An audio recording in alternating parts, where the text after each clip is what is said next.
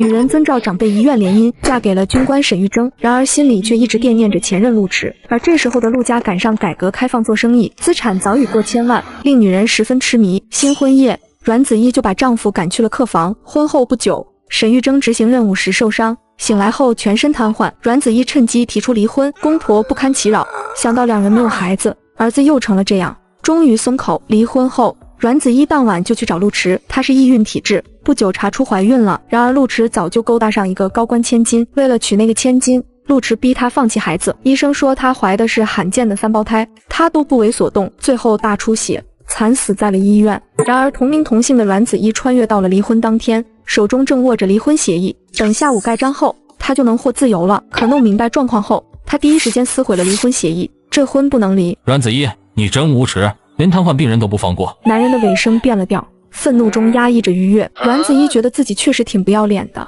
对一个病人下手，而且还是准前夫。滚下去！男人用尽洪荒之力，仿佛下一秒就要翻身而起，将他撕碎。阮子怡下了狠心，今天说什么也要跟他生米煮成熟饭，不然就要被扫地出门了。阮子怡，我要杀了你！想杀我，你们起来了再说。突然，楼梯传来脚步声，敲门声震得人心慌。了，这件人一定是约了奸夫在里面，欺人太甚。沈母是过来人，早就听明白了，也气得发抖。都答应离婚了，下午就去办手续，他连这半天都等不及，非要在我儿子面前这么羞辱他。沈府重重叹气，世风日下，家门不幸啊！沈家娶了这种儿媳，祖宗都要蒙羞。了，咱们把门踹开。咚咚咚，在房门被踹开的前一瞬，阮子怡大功告成，她迅速扯过被子盖住自己和沈玉征。哥，那个奸夫呢？到哪去了？刚才的人是你哥。沈思颖一看，他哥耳根烧得通红，整个人都红温了。阮子怡，你真不要脸，居然趁着我哥行动不便干出这种事。沈父沈母也愣住了，儿子居然还行。爸，我怀了玉珍的孩子，所以这婚不离了。沈玉珍整个人都惊愣住，这才不到2分钟，浮游怀孕都没这么快，他到底有什么阴谋？难道想临走前再狠狠坑沈家一把？沈父沈母对视一眼，惊疑不定。主治医生的话犹在耳边：沈团长的情况很不乐观，能不能站起来是未知数，随时可能恶化。至于生育功能，神经损伤严重，理论上已经丧失了。3个月前，儿子在任务中重伤，成了瘫痪的残废人。出事后，他们慢慢接受了儿子绝嗣的事实，也接受了阮子怡的绝情离去，早已心灰意冷。可没想到，现在事情突变，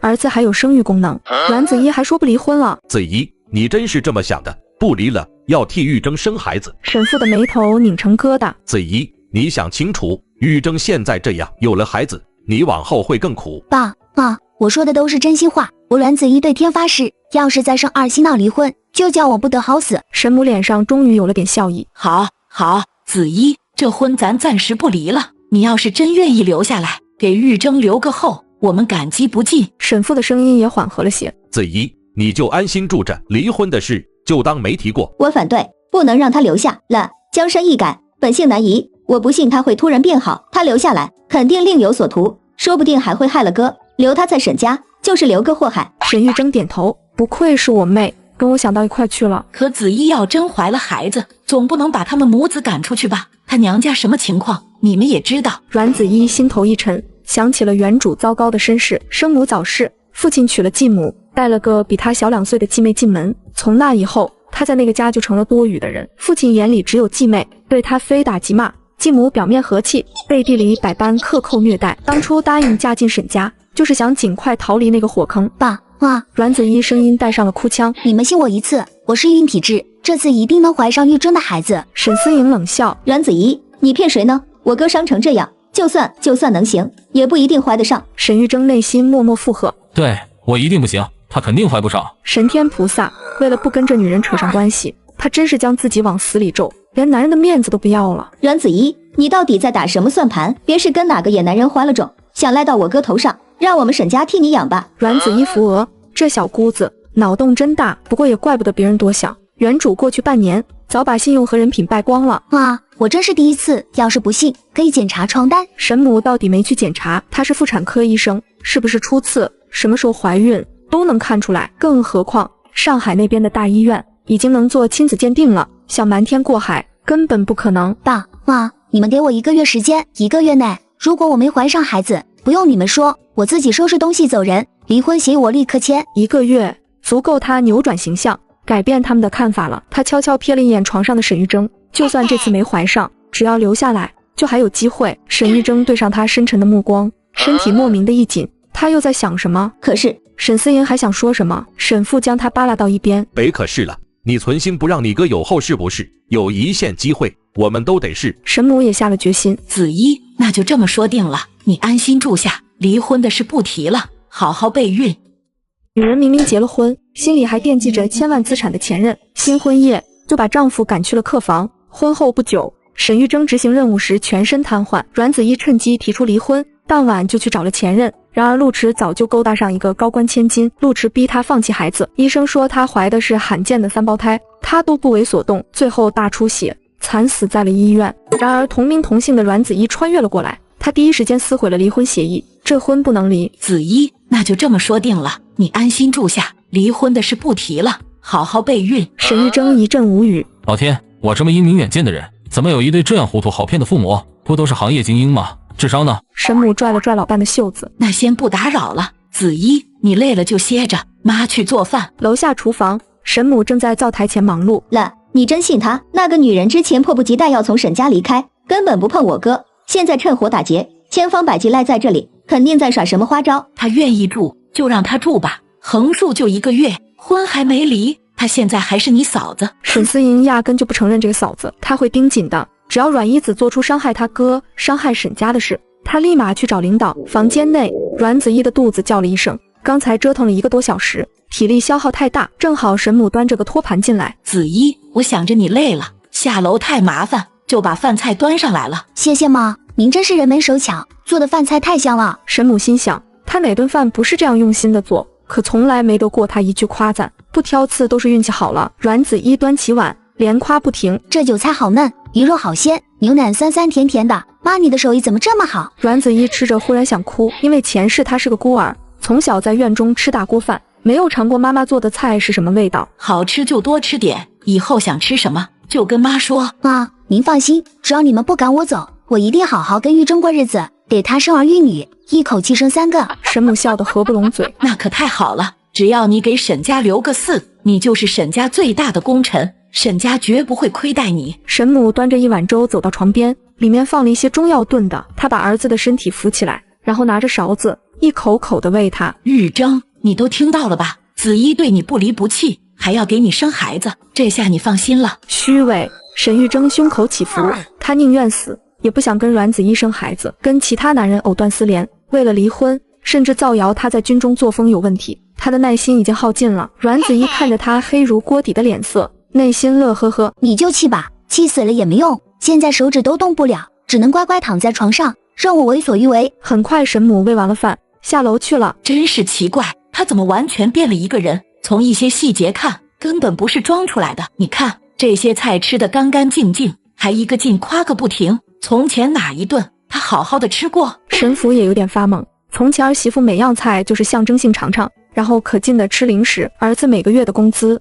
都要被他挥霍一空，怎么一下子变得这么懂事有礼貌？此时正是阳春3月，风和日丽，阳光下，一座座楼房整齐有序地排列着。这里是省军区大院，他深吸了口气，从今天起，他就要真正开启80年代的新生活了。阮子怡，你留下来到底有什么目的？我可不像我妈那么好忽悠。我能有什么目的？一个女人这辈子所要的，不过就是一个安稳的家庭，一个忠诚又体力好的老公，再圆一个做母亲的梦，一生也就完美了。沈玉珍嘲笑出声，她才不相信这鬼话，她一心只想跟那个男人去南方，那里灯红酒绿，刺激又繁华。听说那个男人很有钱，家资过千万。怎么？你现在不离婚，不找你那个初恋男人了？我不再跟陆池来往了，我早已看穿了他，那就是个彻头彻尾的花心渣男。沈玉珍根本不信，昨天她还在楼下客厅打电话，明目张胆地说离了婚就跟那男人远走高飞。就在这时，阮子怡听到窗外传来一阵口哨声，只见楼下正站着一个人，抬头往这边张望，看那身形和穿着，难道是陆池？阮子怡想起来了，按照原书的剧情，这个时候她应该已经办好了离婚手续，与陆池在军区大门会合了，所以陆池见她不出现，等急了，才想办法溜进大院来找她了。老公，你躺着好好休息，我下楼去散个步，透透气。沈玉珍看着她的背影，悲哀地笑了笑。果然这个女人的话不能信，刚才还信誓旦旦说分手了，转头就按捺不住去找她。阮子怡走进储物间，找到了一个大麻袋，还有一根结实的木棍。转身出了家门，坐在客厅的沈思莹眼角余光瞥见他拿着东西出去了，立时升起了警惕心，他肯定偷了家中的东西，去找那个野男人幽会了。于是他飞快地跑回房间，找出一个相机，也紧跟着出了门。女人明明结了婚，心里还惦记着千万资产的前任，就在她出去幽会男人的时候，小姑子拿着相机偷偷跟了上去。宝宝，你怎么失约了？我在大门口等了你好久，是离婚的事出了意外，沈家人不肯签字放你走吗？阮子怡看着他，这就是原剧中与他虚情假意纠缠的男人。不迟，一切都办好了，不过我想带上一点东西再走。他晃了晃手中的麻袋，指向旁边的小树林。你跟我一起去吧。陆池顿时来了精神，林子里埋了东西，看来不是古董，就是金银。真没想到，不仅能睡到这么漂亮的美人，还能顺势发一笔横财，心里乐开了花。宝宝，那就快点去吧，等挖出了宝物，装到车里，我们连夜去南方，没有人会发现的。他说完，猴急地钻进了林子，内心没有丝毫怀疑。阮子怡跟在他后面，眼神冰冷。沈思莹紧紧盯着他们，握紧了手里的相机，心里冷笑。好了，奸夫淫妇，真是胆大包天，这回我叫你们全部进牢房。林子越来越深，陆池探头探脑地四处张望。宝宝，东西埋在哪里呀？阮子怡猛地扑上去，将手中的麻袋往他头上一套。宝宝，你这是干嘛？咚，头上结结实实挨了一棒。陆池痛得惨叫一声，阮子怡举着木棒一下一下打下去，每一下都用足了力气。啊，阮子怡，你疯了！你不想跟我走就直说，为什么要打人？他觉得太倒霉了，人没到手，嘴都没亲过，就先挨了一顿暴打。就是要打死这狼心狗肺的东西，为了攀附权贵，连自己的亲生骨肉都不顾，你不配为人，活着浪费空气。他实在不明白阮子怡在说什么，什么亲生骨肉，他都没碰过他。你把话说清楚。陆池想从麻袋里钻出来，可他根本起不来，挣扎了几下，倒在地上，没力气了。林子边，沈思莹举着相机，愣在原地。这女人是真变了。阮子怡感觉差不多了，她扔下棒子，转身走出林子，跑向军区大院保安室。有人乱闯军区，拿人鬼鬼祟祟的，想偷东西，被我抓住了，就在后面林子里。保安一听，立刻叫上2个人，跟着阮子怡赶过去。就是他。保安对视一眼，上前将陆池拖了起来。偷东西偷到军区来了，胆子不小，带走。陆池被2个人架着拖出了林子。沈思莹先一步回到家，上了楼，来到哥哥的房间。思莹，看到了，那个女人是不是找野男人去了？他的声音里带着悲愤。爸妈就不该相信他的话，要是离了婚，这会儿他已经离开沈家了，自己也就不用受这窝囊气。沈思莹面色复杂，点点头，又摇摇头。是，他确实去见了一个男人，但是什么？被我说中了，对不对？他就是狗改不了吃屎。不是这样，哥，他把那个男人抓住，暴打了一顿，然后叫来保安抓走了。沈玉珍瞬间愣住了。什么？他打人？我亲眼看到的，那男人被拖出去的时候，就像一条死狗，打得可惨了，没有10天半个月下不了床，而且擅闯军区，可能还要蹲局子。沈玉珍陷入了沉默。如果说阮子怡的话还带有欺骗性，那么他这样的行动无疑说明了一切。他真的跟那个男人一刀两断了。阮子怡推门进屋时，饭菜香味已经飘了满屋。子怡回来了，快来，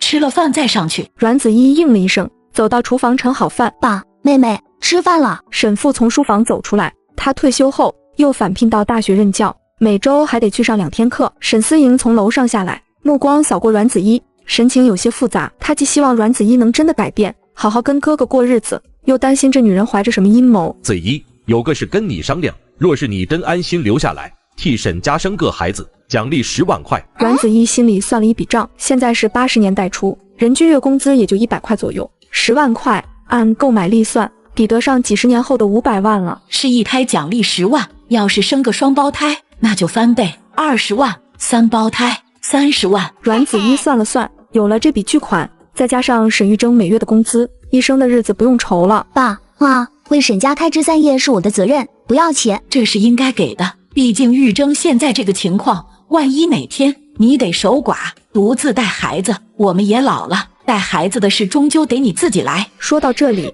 沈母眼圈有点红。妈，你别悲观，既然玉珍还能跟我圆房，说明她生命力还是很强的，总有一天手脚会恢复知觉，站起来的。他记得书里写过，沈玉珍进入夏季后，手脚慢慢就能活动了，再经过康复训练，后来还重回了部队。沈父沈母见他这么乐观，心情好了不少。来，多吃点。沈思莹在旁边看着，心里却犯嘀咕，他莫不是为了这生育奖励才留下来的？他一直为哥哥打抱不平，大院里多少千金名媛向哥哥抛媚眼，他都目不斜视，甚至还有政委家的千金林清婉跟哥哥青梅竹马，苦练了他好几年，最终也没打动他的心，含恨出国了。可哥哥偏偏娶了这个出身平平、脾气还差的女人，对他百般忍耐。沈思莹真想不通，阮子怡有哪一点好？了，你们高兴的也太早了吧？孩子连个音讯都没有呢。要是哥当初娶了清婉姐，孩子都上幼儿园了，那时候还没计划生育，2胎3胎那是自然的事。沈母瞪了他一眼，过去的事还提什么？一顿饭吃完，沈母起身盛了碗饭，又加了些菜，准备端上楼喂儿子。阮子怡也上了楼，进了自己的卧室，抱起被子和枕头。新婚夜那天，他就跟沈玉珍说，我是为了家庭使命嫁给你的，没有爱情，所以婚后我们各睡各的，互不干涉。沈玉珍也没强迫他，主动搬到了另一个房间睡。但现在不同了，阮子怡有生育指标，自然得跟他睡在一起。他琢磨着，白天那次太匆忙，而且一次很不保险，晚上怎么也得加个班。阮子怡抱着铺盖走进来时，沈母十分意外。子怡，你要跟玉珍一起睡？啊，我跟玉珍睡在一起，晚上就可以照顾她，你们不用起夜了。沈母眉开眼笑，睡一起好。可沈玉珍的脸色沉了下来。我不要，滚回那边屋去，别碰我。这女人说的好听，其实就是打他的主意，想卷土重来再强迫他。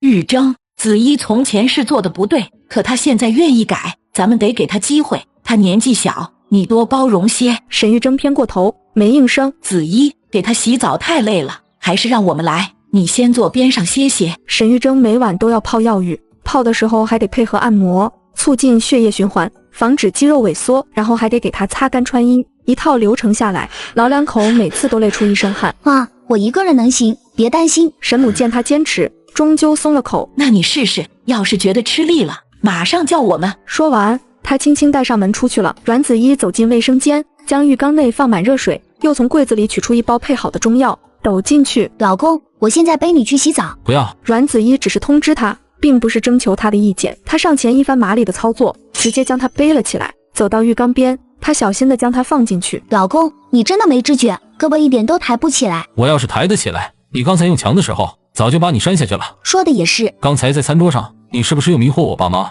达成什么协议了？不会是贼心不死，还想偷我的种吧？看看你现在这模样，我愿意给你生，你就偷着了吧，还挑上了。他说的是实话。沈家有钱有势，沈玉珍从前是军区最年轻的团长，前途无量。可自从出任务重伤，被诊断为终身瘫痪后，外面那些曾经围着他转的姑娘，一个个躲得老远。沈玉珍自己心里也清楚，所以他更想不通。全部收拾妥当，阮子怡再次背起他，放回床上。老公，别睡着了，等我啊。沈玉珍闭上眼睛，我不懂，我偏要睡。可是他听着浴室内哗哗的水声，脑神经一直被挑着，愣是无法安宁。很快，阮子怡走了出来。穿来第一天，脑子里塞了太多信息，乱糟糟的。先睡一会儿吧，养足精神再说。第二天早上，阮子怡醒来时，沈玉珍还在睡。该死，昨晚怎么就睡过去了呢？窗外天已经大亮，楼下隐约传来声响，沈家人都起来了。他起身下床，忽然扭头看向沈玉珍，他昨晚没叫自己，会不会尿床了？说着就伸手去摸了摸。沈玉珍就在这时睁开了眼。我叫了几声，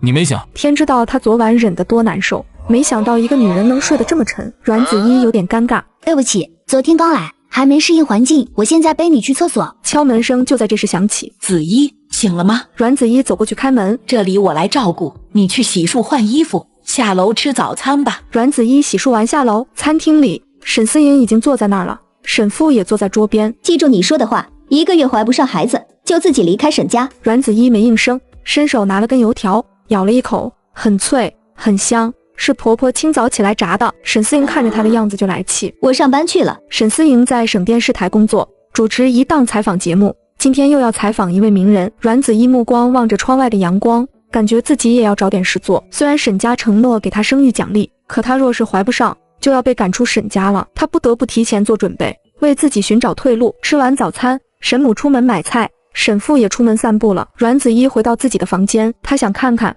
原主到底有没有一点存款，不管做任何事都需要本钱。然而翻来翻去，最后看到了一个小铁盒，里面躺着一堆皱巴巴的毛票，可全部加起来也不过10几块。姐妹，你可真能花的，1个月300块，急用的一分不剩。要是稍微节约一点，半年也能攒个1000块吧。必须要尽快赚钱，而且要做无本生意。可是在这个陌生的80年代，他能做什么？阮子怡忽然眼前一亮，做老本行。前世他是从事服装设计，对各大品牌的经典款、流行款都熟。他知道这个时代年轻姑娘都爱去商场买成衣了，但那些成衣款式太简单，如果设计些新颖款式，也许能卖给成衣厂。阮子怡心跳快起来，她走进书房，找了一叠白纸和一支铅笔。2小时后，面前摊着10张设计稿，有西装配直筒裙，西装配微喇长裤，西装式连衣裙等等。阮子怡忽然想起沈玉珍，这么长时间没去看，该上厕所了。阮子怡走到门边，发现沈母已经回来了。妈，你回来了。沈母看到她，眼神闪过一丝复杂。她一上午关在房间做什么？是不是反悔了？又想找机会走？您歇歇，让我来吧。床上，沈玉珍心里泛起一丝欣喜，明明讨厌他在身边，没有他的房间才安静，可真安静一上午，反倒觉得心里空落落的。下午，阮子怡对坐在沙发上小气的沈母说：妈，我出门一趟。去哪？去街上转转看看，很快回来。沈母没有多问，那早点回来。我知道，晚饭前一定回来。卧室里，沈玉珍听到了楼下的对话，她要出去，心莫名吊了起来，但随即又想，她如果真的想走，大可以离婚，她到底想干什么？阮子怡搭上了前往城南的公交汽车，20分钟后来到了工业区。很快，她发现了一家服装厂，看起来像是私人开的。这时候，民营企业已经渐渐多起来了。姑娘，找谁？我想找一下厂里的负责人。门卫以为来了客户，找我们经理啊。在的，这边厂长办公室在前面。阮子怡跟着他打量这个厂子，车间里传来哒哒哒的缝纫机声音，密集但不算特别忙碌。经理，有人找。进来。阮子怡走了进去，办公室不大，坐着一个40多岁的女人，看起来很干练。你是？经理您好，有点事想和您谈谈。坐吧。什么事？我刚才经过车间，看到里面挂着的几套成衣，样式比较陈旧。现在市场上成衣越来越多，竞争也大了。如果款式一直不变，恐怕不好卖。不知道您愿不愿意尝试一些新的款式？新的款式？你有什么好的款式？阮子怡取出那叠设计图，您可以看看。女人拿起设计图，她眼睛一亮，立刻翻看第2章、第3章，越看越快，脸上惊讶的神色越来越明显。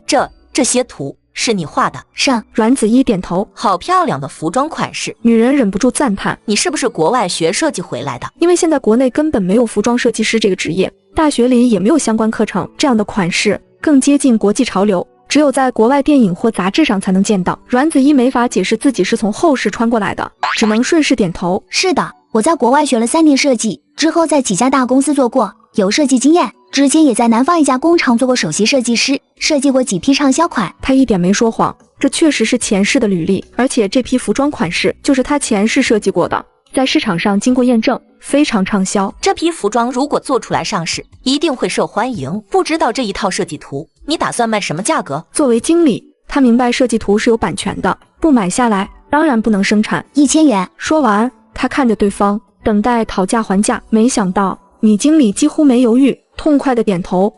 我们买下来，你留个联系方式吧。后续如果生产销售顺利，我们可能还需要更多设计，也好沟通。阮子怡想了想，留下了沈家的电话号码。很快，助理回来了，拿着一叠钞票和一张收据，递给阮子怡。谢谢经理。该我谢你，希望以后还能合作。一定。离开服装厂，阮子怡十分开心，她终于在这个年代赚到了第1桶金。沈思莹从电视台出来，顺便去逛街，可是逛了好几家店，都没有看到心仪的，不是款式太土，就是颜色不对。正走着，抬头看到一个熟悉的身影。阮子怡，他怎么在这？他出来见谁？那个男人不是进看守所了吗？难道他还有别的相好？阮子怡因为顺利成交了第1笔生意，她内心喜滋滋的，也顺便来街上逛逛。猛地一个人挡住去路，是小姑子沈思莹。我告诉你，我们全家容忍你很久了，既然你在外面有人，那就赶紧放过我哥，让他能多活几天。阮子怡看着这个冲动又稍显幼稚的小姑子，你在说什么？我只是出来逛街。她理解沈思莹护兄的心态，而且这个姑娘只是嘴上厉害，心里并不坏。阮子怡看着她气鼓鼓的脸，你逛店没买衣服，关你什么事？你要买职业装吗？你以为都像你这种公主只穿公主裙？我要上台主持，当然要职业装。说完，她骑上车，头也不回的走了。阮子怡坐着公交车回家时，天已经黑了。回来了，正好吃饭。桌上摆着4菜1汤。子怡，你今天逛街没买点什么回来？刚才沈思莹说了在街上遇到她的事，沈母心里很奇怪，以前她哪次出门逛街不是大包小包拎回来，不是衣服就是零食，不然那300块工资怎么花完的？我现在什么都不缺，不需要买，以后我要勤俭持家，不会再乱花钱了。沈母和沈父对视一眼，这真是要安心过日子了。只有沈思莹面无表情，心里冷哼，装了，没有怀上孩子，你也拿不到沈家的钱，到时候1个月期限到了，你就准备滚蛋。沈母很快吃完，端着饭上楼喂儿子了。等大家都吃完后，阮子怡抢着收拾桌子，让婆婆去歇着。这时候，沈思莹上了楼，轻手轻脚地走到他哥的房间。哥，那个女人今天白天有没有骚扰你？沈玉珍脸上微微一热，没有。他确实起了贼心，但并没有付诸实际行动。不过晚上怕是在劫难逃了。沈思莹从口袋里掏出一个小药瓶，这是什么？这是我特意去药店买的，一种清心泻火的，你服了之后，身体就不会上火了。沈玉珍吓了一跳，胡闹，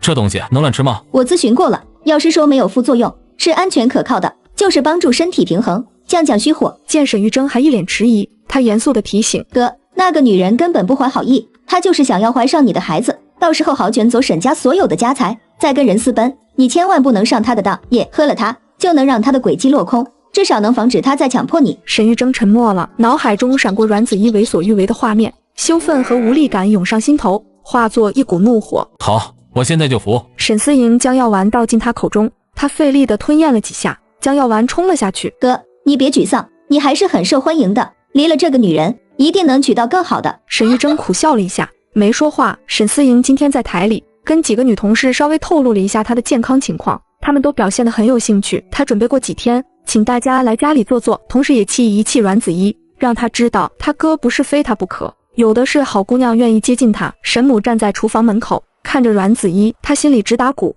这媳妇嫁进来半年，从没做过家务，可是阮子怡动作娴熟，神态轻松，一边做还一边愉快地哼着曲子。这哪像头回做家务，前后不到25分钟，阮子怡就将厨房收拾整齐了。啊，您检查检查。沈母走进去，仔仔细细看，挑不出一丝毛病。挺好，上楼歇着吧。卧室里，沈玉珍靠在床头，手里拿着书。我来给你洗澡。背着他去卫生间，像昨晚那样帮他洗了一遍，他自己也去洗了澡。等回到房间时，沈玉珍已经闭眼睡了。老公，沈玉珍没反应，呼吸均匀，其实他在装睡。阮子怡不在乎，反正这是醒不醒都一样。他试了一下，心里一惊，风平浪静，一点反应都没有。老公，醒醒！沈玉珍此时真的昏昏欲睡了。什么事？阮子怡心想，他醒来可能就好了，可任他怎么试，还是一样。沈玉珍看到他眼里的急切、困惑，还有怒意，内心偷着乐。不要忘了，我是个病人，不是你的工具。阮子怡脸色白了，心里翻江倒海。早上明明行，中午也行，偏偏晚上就不行。第二天早上起来，沈思莹看着他没精打采的样子，心里乐开花。看来他昨晚的计划落空了。阮子怡，距离你怀孕还有28天哦。阮子怡脚步顿了顿，没说话。客厅沙发上，沈父在看报纸，听到动静抬起头。思莹，怎么跟你嫂子说话呢？爸，我又没说错，她自己说的，1个月怀不上就离开，我这是帮她记日子呢。怀孕这种事急不来，生儿育女也得讲究缘分。想当初他们结婚3年才怀上老大，后来隔了10年才有了小丫头，这都是命里注定的，强求不得。那她也不能夸海口啊，说出去的话泼出去的水，她自己亲口说的，1个月没怀上就离开沈家。如果1个月没怀上，那就说明你跟我哥没子女缘，就更应该离，对不对？阮子怡深吸了口气，我知道，没怀上我就离开。知道就好，君子一言，驷马难追，你可别到时候反悔。阮子怡想明白了，既然努力了，沈家人不给机会，那他何必非赖着？他阮子怡是想躺平，但不代表他没能力。21世纪金牌设计师，穿越到这年代，要真想干事业，那不是易如反掌。沈思莹可不知道他心里这些。我看你怎么花，只要哥哥每天服药，再坚持28天就行了。到时候我看你跟那个男人能过出什么神仙日子。两人走到餐桌边坐下，沈思莹忽然又开口：对了，阮子怡，既然你跟我哥什么都做不了，那就搬出那间房吧。你怎么知道我们没发生关系？沈思莹心里一慌，她脑子转了一下，噼里啪啦地说起来：那当然了，你做那事的时候动静那么大，我睡在隔壁能听不到吗？我哥本来就是个病人，那种现象就是昙花一现，你还指望天天有？所以啊，你别抱幻想了，反正我爸妈睡眠浅，楼上叫一声就能听到，晚上不用你照顾，你也落个清闲。阮子怡沉默了一会儿，我不能搬，爸妈年纪大了，晚上起来太累，还是我替身照顾好。我在沈家1天就照顾他1天，你放心，我不会耍赖的。时间到了，该走我会走。沈思莹冷笑，说得好听，我看你就是心怀叵测，垂涎我哥的美色。沈思莹，沈母从厨房出来，你这孩子怎么说话的？她是你嫂子，他们现在还没离，睡一起不正常吗？沈思莹撇撇嘴，内心冷哼，现在知道后悔了，想亡羊补牢，晚了。沈母将一盘热气腾腾的包子放到桌上，松松软软的，肉香在空气中弥漫开来，勾人食欲。阮子怡迫不及待地拿了一个，里面的羊肉馅汁水丰盈，混合着一些葱花和姜末。哇，你做的太好吃了，这羊肉好嫩，一点都不膻。沈思莹看到阮子怡吃得这么起劲，也伸手拿了一个，她细嚼慢咽地吃着，才咬了2口，就看见阮子怡已经把一整个包子吃完了，又伸手去拿第2个。沈思莹眉头微皱，也加快速度，两个人就这么无声地较起劲来。但沈思莹终究抢不过她，阮子怡像是训练有素似的，一个包子3-2口就下肚了。你不是资本家小姐，不吃包子，要吃牛排吗？以前阮子怡早上根本起不来，总要睡到8、9点，然后慢悠悠地梳洗打扮，出了军区大院，对面开了家西餐厅，她要去吃那里的早餐，战斧牛排、鹅肝酱配一杯现磨咖啡，都是价贵量少的玩意儿。那一顿早餐就够普通人家一天的伙食费了。来，你看他把包子全吃了，我还饿着呢。桌上还有粥，有咸菜，有鸡蛋，这么多食物呢，不够你吃的。女儿平时也是猫胃，吃不了多少，沈母心里清楚，她这是故意跟她嫂子抬杠呢。但沈母自己也不明白，阮子怡怎么忽然爱吃包子了，特别是这羊肉包子。以前她碰都不碰，现在却吃得这么尽兴，一副恨不得把盘子都舔干净的样子。慢点儿，喜欢吃，明天我多做一些就是了。谢谢妈。她心里涌起一股暖流，这简单的关怀，家常的食物，久违的家庭氛围，都让她觉得好幸福。可这念头刚升起，另一个念头就压了下来，要是离开沈家，就吃不到这么美味的食物了。如果迟早要离开，还不如早一点。吃完早餐，沈思莹去上班了，阮子怡收拾碗筷进了厨房。沈母打开冰箱看了看，里面空了大半，前天买的菜，原本计划吃3天的，现在1天就吃光了。不过沈母心里反而欣慰，自己做的美食被人喜欢，是件高兴的事。沈母拿出菜篮子，感觉一个装不下，拿了2个。阮子怡听说沈母说要出门买菜，迅速把最后几个碗洗完，擦干手，走出厨房。妈，我也要去。正好今天沈父在家，没去学校，可以留在家中照顾儿子。于是婆媳俩就出门了。菜市场不远，走了大概10分钟就到了。里面吆喝声、讨价还价声、鸡鸭叫声混成一片，充满了生活的气息。这鸭子整只给我。接着是鱼摊，沈母挑了一条活蹦乱跳的草鱼，5斤重，也要了1整条。然后五花肉切了2斤，排骨要了1扇，牛肉也买了3斤，蔬菜也买了不少。现在还没有大棚种植，都是应季的蔬菜，特别鲜嫩。最后还去了水果摊，苹果红彤彤的，橘子黄澄澄的，各称了几斤，2个菜篮子渐渐装满，沉甸甸的。回到家，沈母听到大院里传来二胡声，有票友在唱曲，想去听听。阮子怡也想看看热闹，便跟婆婆一起出门。婆媳俩没走多远，就碰到了一个女人。林夫人，你这是要上街？是啊，一个人在家闷得慌。阮子怡听到林夫人这个称呼，脑子里飞快的转动，能称得上夫人的又姓林。她马上想起了书中的人物林政伟的夫人，女主林清婉的亲妈。这时林夫人的目光落到她身上，表情有瞬间的惊讶。自从沈玉珍受伤后，阮子怡天天闹离婚，大院早就传得沸沸扬扬。听说沈家已经同意离婚了，怎么人还在，而且还跟婆婆一起出门，看起来关系不错。林夫人心里那股陈年的怨气又隐隐翻腾上来。当初沈玉珍可是拒了她家清婉的亲，转头就娶了这个阮子怡，一个资本家出身，连大学都没正经读完的姑娘。她女儿林清婉骄傲，一气之下远走国外去了。对了，子怡，你大学毕业了吧？分配工作了吗？她顿了顿，故作恍然。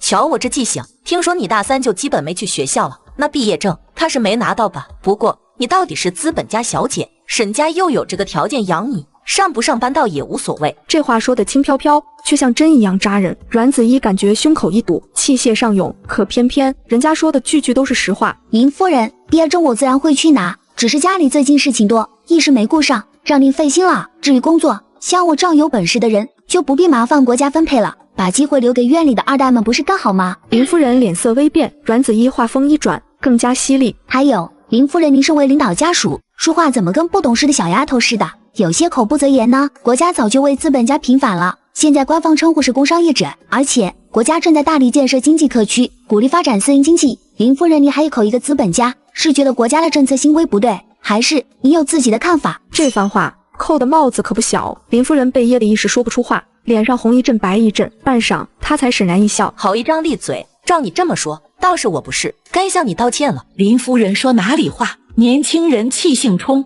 说话直来直去，您别跟他一般计较。他表面做着和事佬，心里却暗暗为儿媳妇叫好，说的在理，又不失分寸，狠狠挫了对方的锐气。林夫人，您家清婉快学成归国了吧？提到女儿，林夫人脸上的阴霾一扫而空，下巴不自觉地微微扬起。是啊，清婉在皇家医学院毕业的，原本那边皇家医院都想留他工作，开出的条件好得很，但这孩子心里始终装着祖国，还是决定回来。这人还没回来呢，好几家大医院就在争着给他发邀请函了，抢着要。对了，清婉对神经外科方面也有很深的研究，等他回来可以请他来给玉珍看看，诊断，说不定啊，国外的先进技术就能把玉珍给治好了呢。那先谢谢林夫人的好意了。沈母又客套了几句，林夫人终于转身走了。阮子怡暗暗松了口气，刚才那番交锋看似他占了上风，实则耗费心力，可这口气还没松到底，他忽然又觉得不对劲。在原书里，林清婉这个女主不是在沈玉珍彻底康复之后才从国外回来的吗？怎么现在提前了？沈母被林夫人这一叫，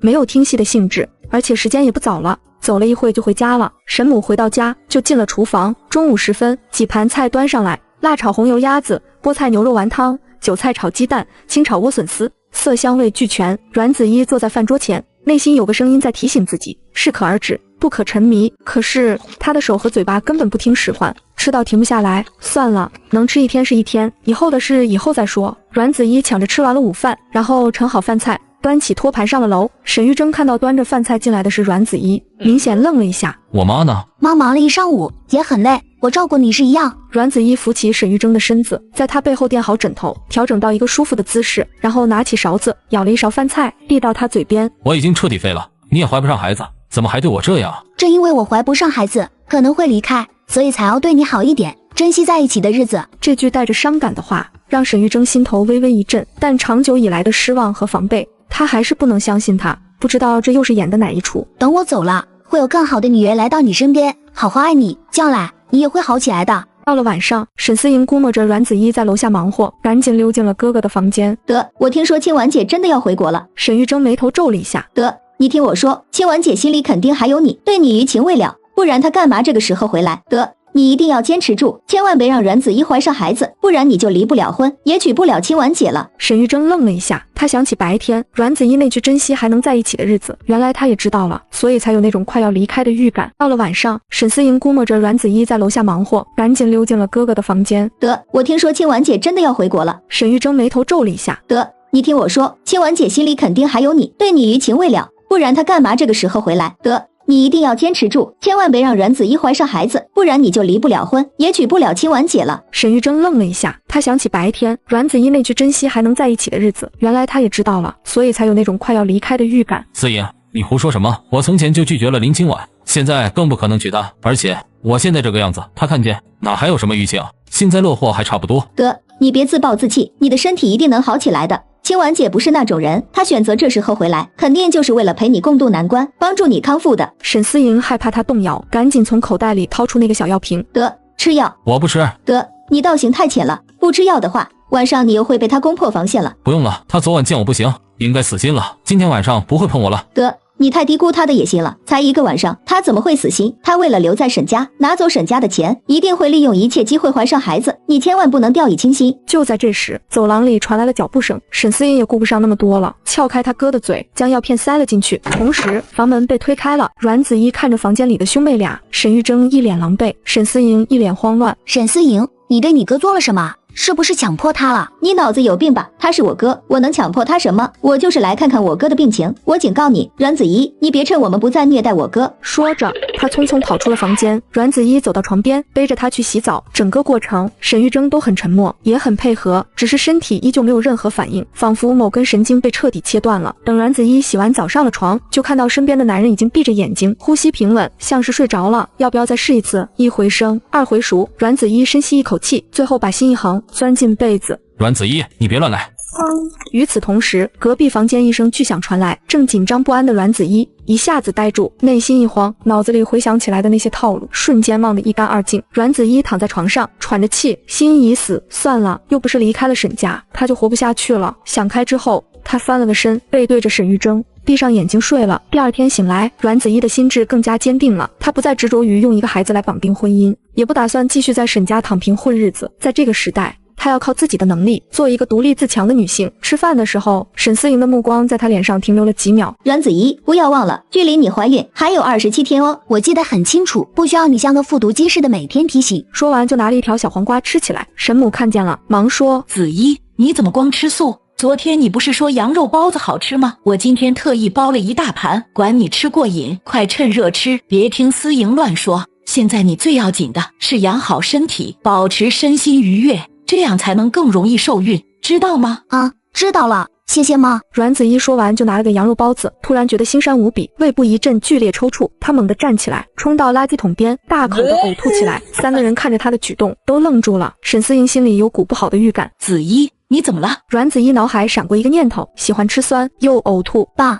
妈，我可能怀孕了。沈思莹瞬间呆若木鸡，还真怀了。她可没忘，就在他们即将离婚那天，这女人成功抢破了他哥，难道就是那一次？这运气也太好了吧，一次就中。沈母冷静地开口了，子怡，妊娠反应不会这么早出现，通常需要怀孕5到6周，你这才几天，很可能是你昨晚没睡好，着凉感冒了。春季温差大，容易生病。是啊，春寒料峭，这个季节又容易多梦，一不小心就风寒入侵了。阮子怡的声音低了下去，看来是我多心了。沈母盛了碗小米粥，来到阮子怡面前，那你吃点清淡的，等会儿我要去医院给玉珍拿药，你跟我一起去看看医生吧。好。吃完早餐，沈父开口道，这桌子我来收拾，你快带子怡去医院看看，病得多难受，早看早好。阮子怡跟着沈母走出门，心里涌起一股暖流，症状好像都减轻了不少。她从来没有被人这样嘘寒问暖过，可是现在她只是稍有不适，沈家人就满心紧张，把她放在第一位，这种被在乎的感觉陌生又温暖。诊室里，医生询问了症状，量了体温，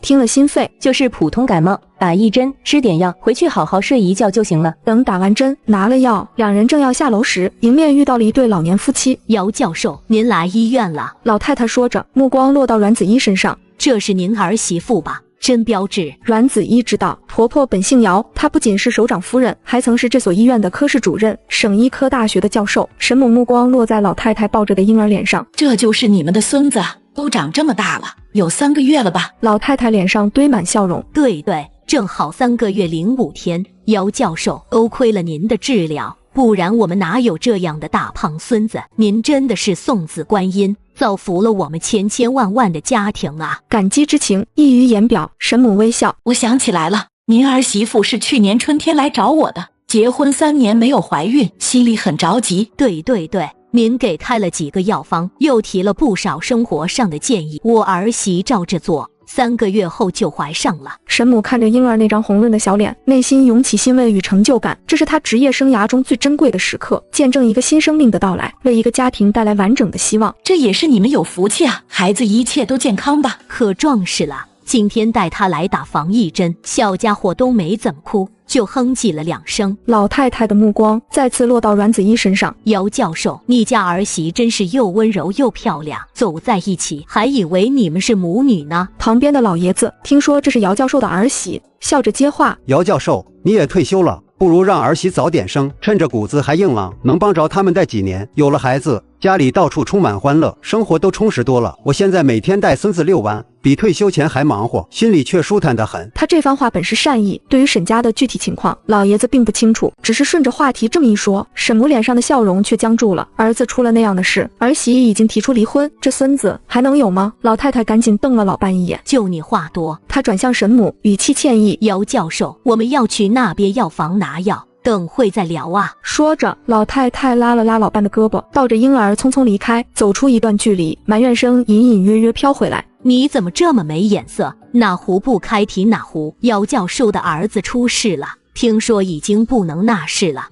若是没出事前怀上就好了。可是听说他这个儿媳之前还闹着要离婚。沈母站在原地，那些话语却像细针一样扎进心里。她作为生育科的专家，替那么多家庭送去了孩子，延续了血脉，却不能延续自己的血脉，这是不是有点讽刺？阮子怡深吸一口气，上前扶住婆婆的胳膊。哇，我们走吧。沈母回过神来，看了她一眼，那眼神复杂，有遗憾，有无奈。子怡，刚才那些话你不要往心里去，我知道你现在也很想替玉珍生孩子，这种事尽力就好了。哇，玉珍一定能康复好起来，将来一定会有孩子的。好吧，我信你。阮子怡回到家时，脑袋昏沉沉的，感冒药效上来了，眼皮重的抬不起来，倒在床上就睡着了。只是普通感冒，打了针吃了药，睡一觉就好了。沈母坐到床边，拉起被子，又开始给儿子按摩起来。这2天你们的关系和谐吗？妈，我这几天感觉特别累，没做那事。沈母叹息一声，看来那种迹象只是昙花一现，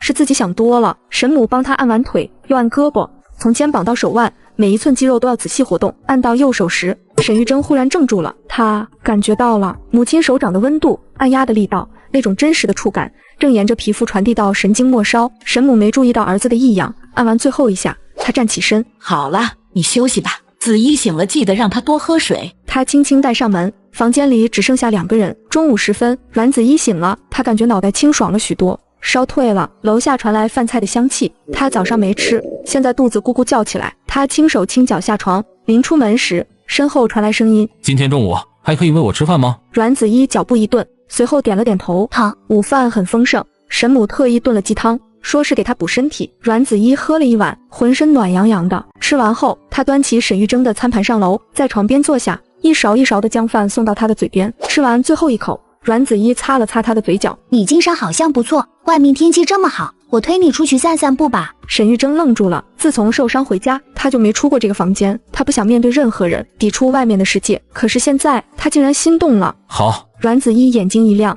赶忙下楼跟公公婆婆说了这件事。真的，玉珍愿意出门啊？她答应了。太好了，我现在就去把轮椅搬出来。她匆匆走向储物间，搬出那辆轮椅，拿毛巾擦拭着上面的灰尘，又连忙上楼背儿子下来，小心翼翼把他放到轮椅上，调整好姿势。阮子怡推着轮椅走向大门。爸妈，今天就在大院里转转，你们不用担心，不用跟着了。沈父沈母站在台阶上，连连点头。好了，儿子终于从那个黑暗的世界走出来了。军区大院的马路很宽，两旁种满了丁香，正是花期，一簇簇淡紫色的小花开得繁盛，像一团团云朵，风一吹，香气扑鼻。老公，感觉怎么样？很好。新鲜的空气，温暖的阳光，还有身后推着他的人，一切都很好。那我以后就每天推着你来散步，直到我离开沈家为止。沈玉珍听到离开2个字，心里忽然一紧，竟然有些不舍。沈团长，真是您，又见到您了。这一喊，附近的路人都朝这边走来。只见沈玉珍坐在轮椅上，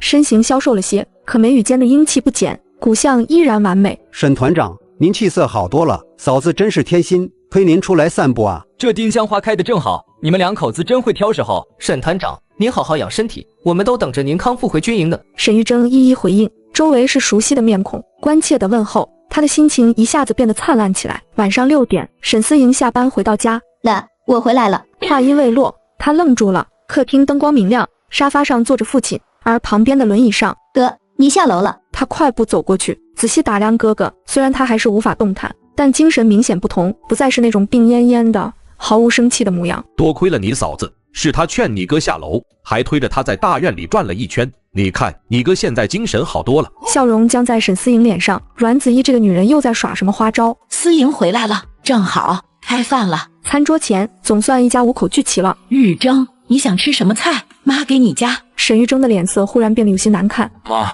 我头有点疼，胃也不好受，好像有烧灼感，什么都不想吃。这话一出，全家都慌了。沈母立刻走到儿子身边，摸了摸他的额头，凉得吓人，又让他张开嘴，看了看舌头，舌苔泛白，这是发低烧了。都怪你，我哥在家好好的，你非得拉着他去外面吹风，你是存心让他生病是吧？今天太阳很大，风都是暖的，比家里还暖和，不可能受冻。那就是接触了病菌，外面什么人都有，空气浑浊，我哥受了伤，免疫力差，能不传染吗？阮子怡张了张嘴，没说出话。明明今天空气那么新鲜，花香四溢，可沈玉珍生病也是事实，她无法反驳。我就知道你不安好心，你从来就没真正关心过我哥，只知道利用他。够了，思莹，今天去外面是我自己的主意，你不要怪任何人。哥，连你也被他收买了，帮着他说话了。你们都别吵了，今天这天气不可能受寒，一般的接触也不会这么快传染细菌。他说是肠胃不适，那必定是吃了什么不干净的东西。玉珍，你老实告诉妈，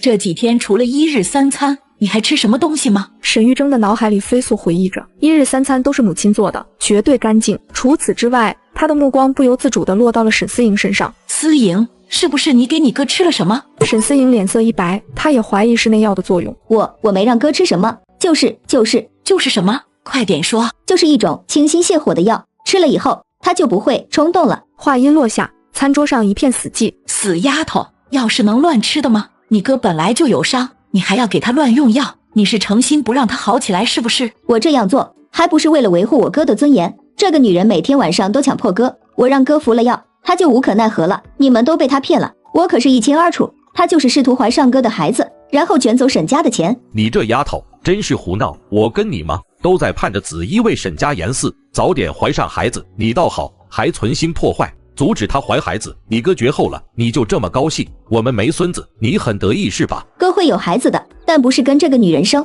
他应该找一个更好的女人做孩子的妈妈。你还敢说？沈母气得想上手，拼命告诉自己这是亲生的，一定要忍住。既然你们一个个都维护他，那我无能为力，你们就等着沈家破产，等着被这个女人闹得天翻地覆吧。他说完，推开椅子站起来，饭也不吃了，转身就跑回了房间。沈母深吸几口气，强迫自己冷静下来。他转身去取药箱，弄明白原因，对症下药就好。吃过药后，沈玉珍的面色渐渐缓和，但她身体很虚弱，吃不下饭。沈府叹着气，把她背回楼上房间。阮子怡也没有胃口，放下碗筷，准备跟着上楼。子怡，思莹还小，不懂事，你别跟她计较，我会教训她的。反正我们只认你一个儿媳，希望你不要因为这件事受影响，早点怀上孩子，也可以增加你们夫妻的感情。阮子怡知道沈母的一片殷切之心，她只能点头。妈，我会尽力的。那就好，早点上去休息吧。阮子怡回到房间时，沈父已经给儿子洗了澡，换了睡衣，背到了床上。子怡，你别信思莹的话，爸说的话一定算数。你要是替玉珍生了孩子，就是沈家大功臣，到时你说什么，我们都依你。我知道了，爸。沈府叹了口气，出去了，门轻轻关上。阮子怡先去卫生间洗漱，然后回到床上，但是这一次他没有像往常那样钻进沈玉珍的被窝，而是抱过另一床被子。我知道你对我还是有很深的成见，不愿跟我生孩子。其实之前的事都是我不对，我没有经过你的同意，欺负你受了伤不能动弹，就强迫了你。这种事应该是两情相悦的，你情我愿，我单方面用武力是对你的不尊重，所以今后我再不会冒犯你。在你对我没有产生感情与信任的时候，我不会跟你发生关系。他转过头看着黑暗中他的轮廓，所以你不用担心了，不用处处防着我，更不用吃药伤害身体。晚安。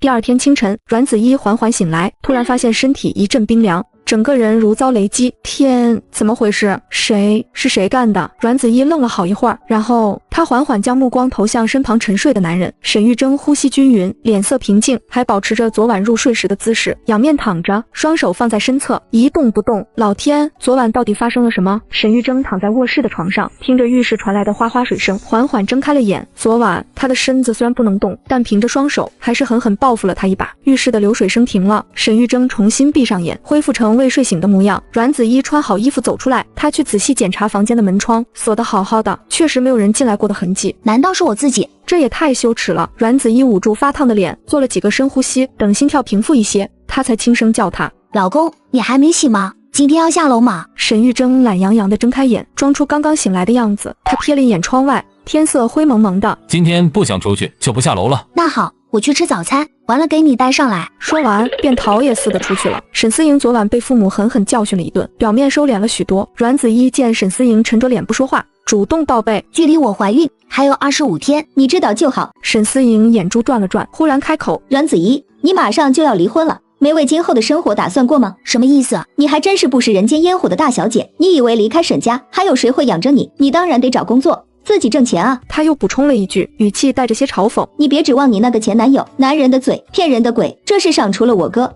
没谁愿意为你心甘情愿的花钱，女人必须得独立。阮子怡点了点头，别的不说，沈思莹这几句话说的倒挺有水平。沈思莹观察着他的表情，继续说道：我前阵子采访的时候认识一个工厂老板，生意做得不错，现在正需要招店员，待遇挺好的，每个月工资有150块。你要想去，我今天就可以带你过去看看，要是去晚了，人可能就招满了。每天什么时候上班，什么时候下班？离军区大院远吗？工厂是2班倒，新员工一般都要先上夜班，距离你不用担心。如果不想天天来回，可以住在厂里的宿舍，很方便。阮子怡明白了，直视沈思莹，说来说去，你就是想让我尽早离开这个家，不让我跟你哥晚上睡在一起，是吧？沈思莹脸色一僵，随即抬高声音：你别狗咬吕洞宾，不识好人心。我这是为你未来的生计考虑，好歹也算一家人，总不能让你离了婚就去睡大马路吧。谢谢你了，不过我的生存问题真不用你操心。沈思莹彻底没辙了，现在全家人都倒向阮子怡那边，连他哥哥的态度似乎都动摇了。阮子怡吃完早餐，走向阳台。妈，您去吃饭吧，我来晾衣服，等会儿的也让我来拖，碗也让我刷，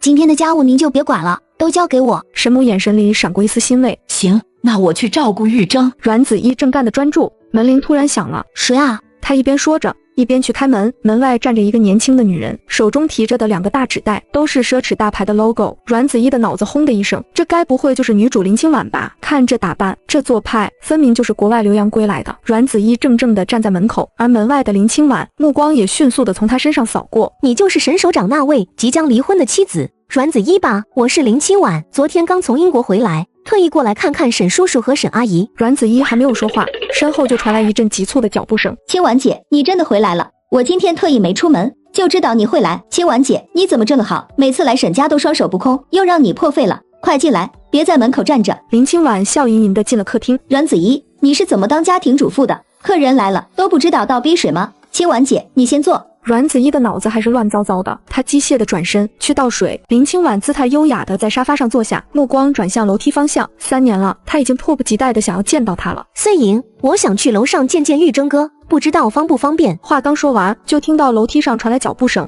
沈母已经背着沈玉铮一步一步走了下来。林清婉看着轮椅上的男人，心跳不受控制的加速。玉铮哥，好久不见。林小姐你好。清婉啊，回国之后有什么打算？虽然他和林夫人不太对付，可林清婉既然上了门，该有的场面总要应付。阿姨，我打算进军区医院工作，您在这家医院工作了一辈子，是老前辈，以后我一定多向您学习。后生可畏，你是留洋回来的高材生，将来的成就肯定比我这个老太婆强。这话听着像是夸奖，林清婉很受用，她目光一转，落到了站在一旁的阮子怡身上。嫂子不上班，留在家里操持家务也挺好的，现在请个保姆，每个月也要花不少钱呢。即使工作不分家里家外，在国外，家庭主妇也是一份受尊重的职业。阮子怡当然听得出她的明嘲暗讽，她还没开口，一道低沉的声音先响了起来。她不仅是家庭主妇，首先她是我的夫人，我受伤之后，母亲一个人忙不过来，她主动分担家务，为家里分忧，我很感激她。阮子怡微微一怔，她没想到沈玉铮会在这个时候替她说话，而阮子怡只要她还在这个家一天，就不会让对方太得意。她看向林清婉，忽然微微一笑。林小姐知道我是家庭主妇就好，以后我可是天天守着这个家庭的。没事的话，林小姐还是不要随便串门了。既然都说我是主妇了，那家里的事自然是我拿主意，某些人可别动什么歪心思。林清婉脸色一变，心思被当面戳穿，她面上有些挂不住。嫂子，你怎么这么说？我和玉铮哥从小在一个大院长大，感情一直很好。这次回国，听说他受伤了，我这才赶紧过来看看。那你现在看完了，可以走了。林清婉愣住了，她特意上门拜访，才坐了不到3分钟。她下意识看向沈玉铮，沈玉铮没说话，她又看向沈母，沈母也没接话。林清婉心里一沉，这个家难道真是阮子怡说了算？林清婉忽然想起自己带来的东西，她赶紧拿过放在旁边的礼品袋。沈阿姨，我这次回来给你们都带了礼物，都是国外的大牌奢侈品，国内很难买到的。林清婉先打开一个袋子，里面是一条丝巾和一条领带。阿姨，这是送给您和叔叔的，都是爱马仕的，花色沉稳，很适合你们。沈母虽然不追潮流，但也听过爱马仕的名头。这太贵重了，怎么能让你破费呢？阿姨，我出国这么多年，难得回来一趟，当然要给你们带份像样的礼物，您喜欢就好。沈母有些为难，直接拒绝。场面不好看，可收下，心里更膈应。她很清楚林清婉在打什么算盘，可眼下儿子和儿媳还没离婚呢。这时林清婉又打开了另一个袋子。碎莹，这是送你的 LV 的包，我记得你最喜欢这个颜色，跑了好几家专卖店才买到。太好了，谢谢清婉姐。过了片刻，她才想起什么。清婉姐，这个不便宜吧？上次我采访一个海归艺术家，他背的包跟这个差不多，听说要300多块呢。你说个价，我把钱给你。碎莹，我们这么多年的姐妹，谈钱就生分了，友谊是无价的。沈思莹想了想，也没再坚持，反正她是要帮清婉姐和哥哥撮合的，以后早晚是一家人。阮子怡冷眼看着那个包，只扫了一眼，她就觉得不太对劲。这时林清婉又拿出了最后一个袋子，她打开盒子，里面是一双做工精致的男士皮鞋。玉铮哥，这双鞋是我特意请一位欧洲老鞋匠手工定做的，我送你这双鞋，是希望有一天你能重新站起来，走上属于你的人生巅峰。沈玉铮淡淡拒绝，我穿不惯这种皮鞋。哥，这是清婉姐的一片心意，她是盼着你好起来，你不收，岂不是辜负了这好寓意？沈思莹上前接过鞋盒，冲林清婉笑了笑。清婉姐，我替我哥收了，他以后肯定穿得上。林清婉送完了所有人的礼物，唯独漏了阮子怡的。嫂子，不好意思，我准备礼物回国的时候，听说你要离婚，我还以为你已经走。阮子怡闻言只是轻蔑一笑，无所谓，我对外国货不感冒。前世作为时尚设计师，阮子怡接触奢侈品如同家常便饭。阮子怡，你别吃不到葡萄就说葡萄酸，这是全球流行的奢侈品，是身份的象征，还有收藏价值。是吗？阮子怡伸出手，让我看看。这包有多大收藏价值？沈思莹愣了愣，还是把包递了过去。阮子怡接过来，是只经典老花款。她随意翻看几下，摸了摸五金和皮革，平静地吐出2个字：假的。沈思莹先是一愣，随即尖声反驳：阮子怡，你胡说八道！你就是极度才诋毁清婉姐，清婉姐这样的身份，怎么会买假包？林清婉这时也稳住了心神，脸上露出嘲讽的笑：嫂子，你说是假的，有什么证据？我可是有购买发票的。你看印花，正包纹路清晰立体，帆布有摩擦感，印花左右对称，圆形花瓣3大1小。他又指着手里这只，这假包纹路平滑反光，印花错位不对称。再看五金，正包五金色泽温润，橙黄铜色或哑光金，刻字清晰工整，字母 O 接近正圆，拉链拉动时有阻尼感。这假包颜色贼亮，刻字模糊，O 是椭圆，拉链过于顺滑。阮子怡接着指出更多问题，皮革质地不对，编码字体和排列方式也有问题，还有气味、刺鼻等等。沈思莹听得呆住了，阮子怡说的条条是道，每个细节都清清楚楚，完全不像不懂行的样子。林清婉的脸色越来越难看，额头渗出细密的汗珠，这反应明眼人都看懂了。沈思莹迟疑地看向林清婉，清婉姐，这包真是仿的吗？林清婉知道瞒不住了，她低下头，声音带着哽咽：思莹，对不起，我找了好几家店都没找到你喜欢的款式，就买了个仿的。他急急补充，我不是为了省钱，真的就是时间太赶，一时找不到合适的。你放心，我一定补你个真包，我已经拜托国外同学帮忙买了。沈思莹愣在原地，居然真是假的，她心里一阵后怕，幸好阮子怡拆穿了，要是她真背着这假包出去，被同行或观众看出来，那可真是丢死人了。沈思莹赶紧把包放回袋子，然后勉强笑着安慰她，清婉姐，不用这么麻烦，一个包而已，又不是非背不可。我知道你不差钱，也不是存心骗我，没事的，我不怪你。阮子怡这时走过来，将那些装丝巾和鞋子的袋子塞回林清婉手里。林小姐，带着你的礼物回去吧。这些丝巾是真货，鞋子也是，为什么都要退回来？阮子怡笑了笑，慢条斯理地说，职场有句老话，一次造假，终生不用。你失去了信任，东西再好也没人敢要了。林清婉求助地看向沈母，阿姨，别叫了。阮子怡打断她，我是这个家的主妇，我说了算。林清婉僵在原地，颜面尽失，再待下去只会更难看。她抱着那堆袋子，转身快步朝门口走去。客厅恢复安静，沈母松了口气，带走正好，省得欠人情。阮子怡送走了瘟神，也轻松下来了。唯独沈思莹不高兴，说要去逛街买衣服散散心。回来的时候，沈思莹手中拎着好几个购物袋，脸上带着满意的笑容。沈母看到这么多袋子，有些惊讶。思莹，你买了这么多衣服？我走到从前常去的一家店，店员告诉我今天刚上了一批新品，我一看款式都非常喜欢，一口气买了5套。你别是一时冲动，我怕买晚了就断货了。听说光这一天，他们就卖出了上百套呢。沈思莹还拿出了一套，让沈母看看，漂亮，看起来就很上镜。这家服装店怎么一下子有了这么漂亮的款式？是不是港城那边引进的？沈思莹摇摇头，不是的。服装店的经理说，是工厂从一个服装设计师手中买下了一批图纸，生产这批衣服的，而且这个设计师就是我们市里的。沈母听着这个新鲜的词，虽然不太懂，但感觉到一种很现代化的气息。他们都没注意到，此时默默看着这一切的阮子怡满脸激动，眼中甚至泛起了泪光。他设计的成衣真的上市了，而且非常畅销，一直悬着的心终于落下了。晚上吃饭的时候，沈思莹显得有些心不在焉。思莹，是工作上遇到什么麻烦了吗？沈思莹叹了口气，台里交给我一个任务，让我去采访一位爱国华侨徐先生。你做了这么多期节目，采访了多少名人了，还担心什么？这次不一样。沈思莹眉头微蹙，我查资料的时候发现，这位徐先生从不接受媒体采访，在国际金融界，他是个出了名的神秘人物。到时候我真不知道该如何接近他，又该怎么打动他接受采访。华侨徐先生，沈府想了想，觉得有点耳熟，我怎么好像有点印象？就是从前番红市那个很有名的大资本家徐家，听说他在番红市的投资已经遍布了服装、餐饮、医药、电子等各个领域，是市里领导都非常重视和器重的投资商。1周后，他将从美国飞回国内，亲自来市里进行更深度的投资洽谈。台里把这个任务交给我，就是想通过采访他，宣传改革开放的成果和吸引力。这任务很重要，压力也大。沈父听完安慰道，他如果真想发展家乡，为家乡做贡献，树立良好形象，应该会愿意接受采访的。到时真有困难，爸找人帮你问问，牵线。阮子怡安静地听着这番对话，渐渐陷入了沉思。晚上睡觉的时候，阮子怡看着那张大床，才发觉晚上睡觉又成了难题。她一看到沈玉珍，自己就会忍不住胡思乱想，然后又做出像昨晚那样离谱的举动，这实在太尴尬了。算了，先洗澡再说吧。洗完澡出来，沈玉珍看着阮子怡的样子一时语塞。你这是要干什么？这样睡着能舒服吗？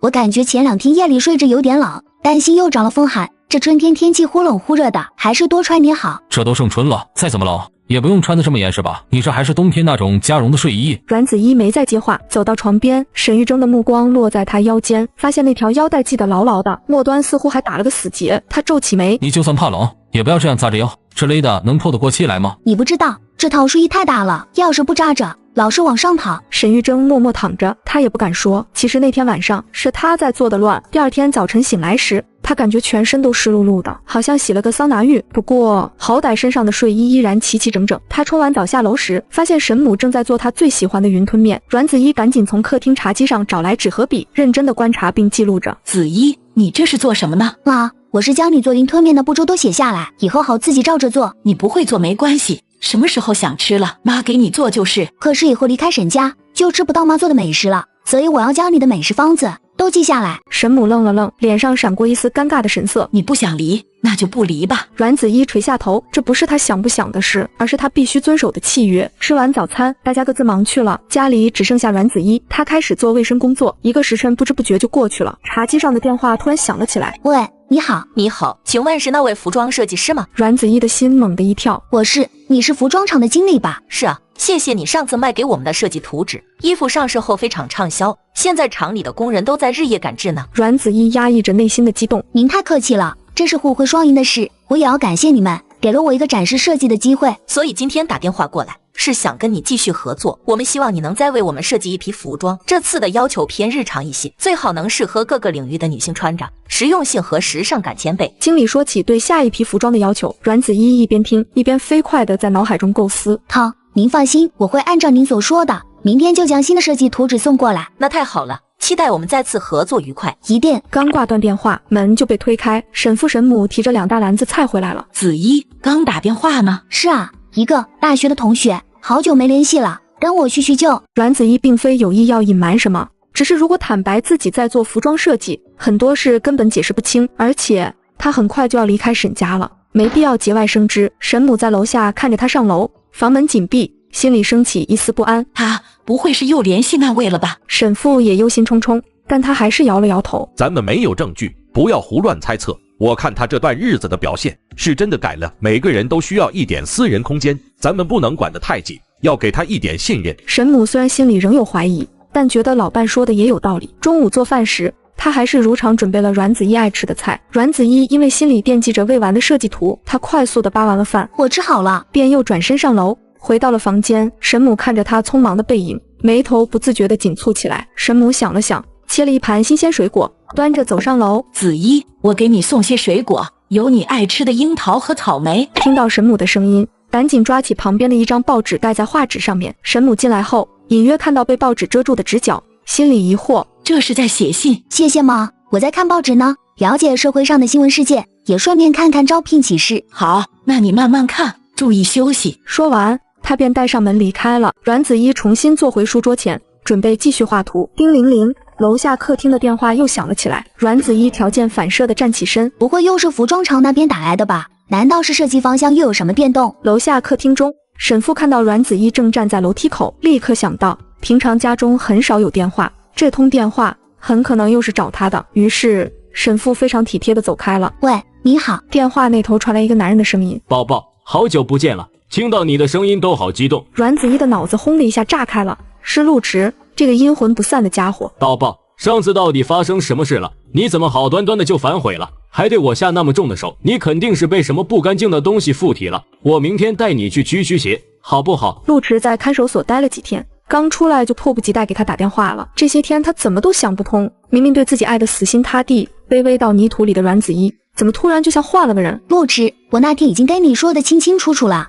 我跟你一刀两断，再无瓜葛，你别再来骚扰我了。宝宝，你给我个解释，我到底哪里做错了，让你不满了？你说啊，我都可以改。你真的打算守着沈玉铮那个活死人过一辈子吗？我说过我会带你去南方，我们过悠闲富足的好日子。我就算离开沈家，也绝不可能跟你在一起，做梦去吧。陆池见他彻底翻脸了，内心那股阴狠的劲头也涌了上来。他看上地女人，还没有遭到过如此拒绝。阮子一，你不要忘了，你以前给我写的那些情书可都在我手里，一封不少。明天上午10点，绿森林咖啡店，我们见一面。你如果不来，我就将那些情书全都复印到大街上发出去，到时候我看你和沈家还怎么在这番红市抬头做人。啪的一声，电话被挂断了，听筒里似乎还残留着陆池那阴冷的威胁声。他深吸一口气，明天他本来就要去工厂送设计图，既然如此，那就顺便去见一见陆池。他必须拿回那些信，永绝后患。房间内，沈母隐约听到楼下讲电话的声音，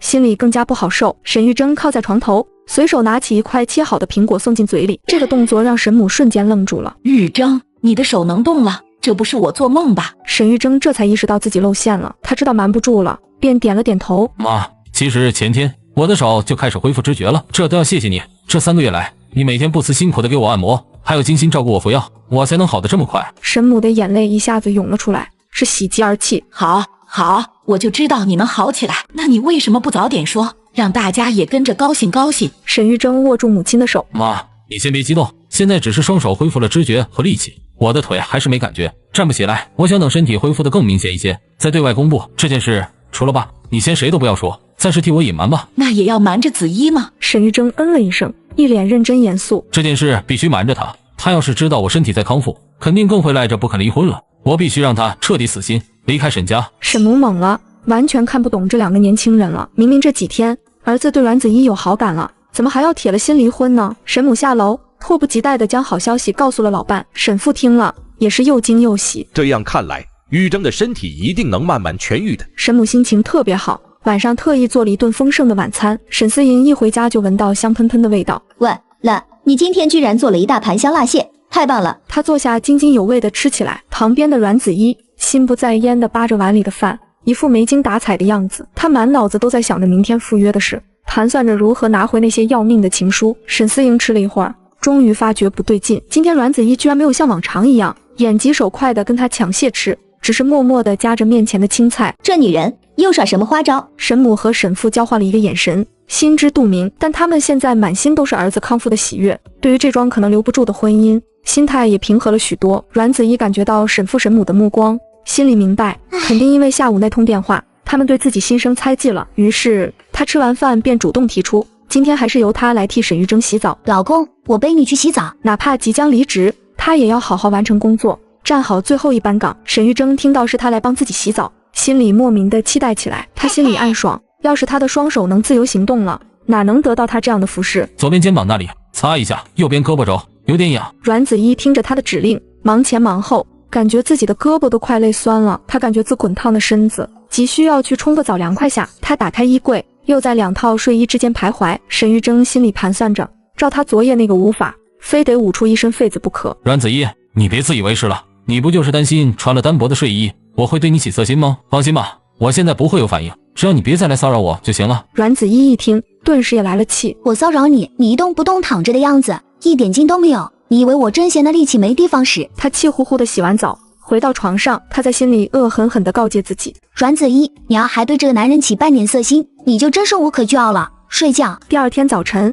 阮子怡目光随意扫过床头柜，忽然觉得有点不对劲。他记得那个卫生纸团明明是放在自己这边的床头柜上，可现在他怎么跑到沈玉珍那边的床头柜去了？还有那杯水，他昨晚倒的时候是满的，现在怎么只剩下一小半了？难道是自己记错了，睡迷糊了？他心里画了个问号，也没有细想。老公，今天我要出门一趟，去见一个老同学。沈玉珍内心一沉，静静地看着他准备妥当，最终什么也没说。不管他今天要去见谁，是男是女，难道他能阻止吗？吃早餐时，妈，我今天要出门一趟，去见个朋友，中午可能不回来吃了。沈母拿着筷子的手顿了顿，最终也只能点点头。好，出门注意安全，早点回来。坐在一旁的沈思莹内心升起一窦，但她今天约了重要的客户谈事，实在没那个时间去跟踪了。阮子怡离开沈家，走出大院，搭上了一趟开往工业区的公交车。到了工厂，那位干练的女经理非常热情地迎接了她。通过正式介绍，阮子怡才知道这位经理姓江，我叫伊子媛。江经理告诉她，这家服装公司是海外华侨投资的，因为人不在国内，所以厂里的大小事务都由她全权负责。伊小姐，上次你卖给我们的那批设计，市场反应太好了，就咱们番红市的一个门店，短短2天就卖出去了几百件，现在好多经销商都跑来订货，车间里的工人都在日夜赶工呢。阮子怡听了，心里也踏实不少，她拿出连夜画好的新一批服装设计图递了过去，江经理接过去，一张张仔细翻看，他越看越满意，连连点头。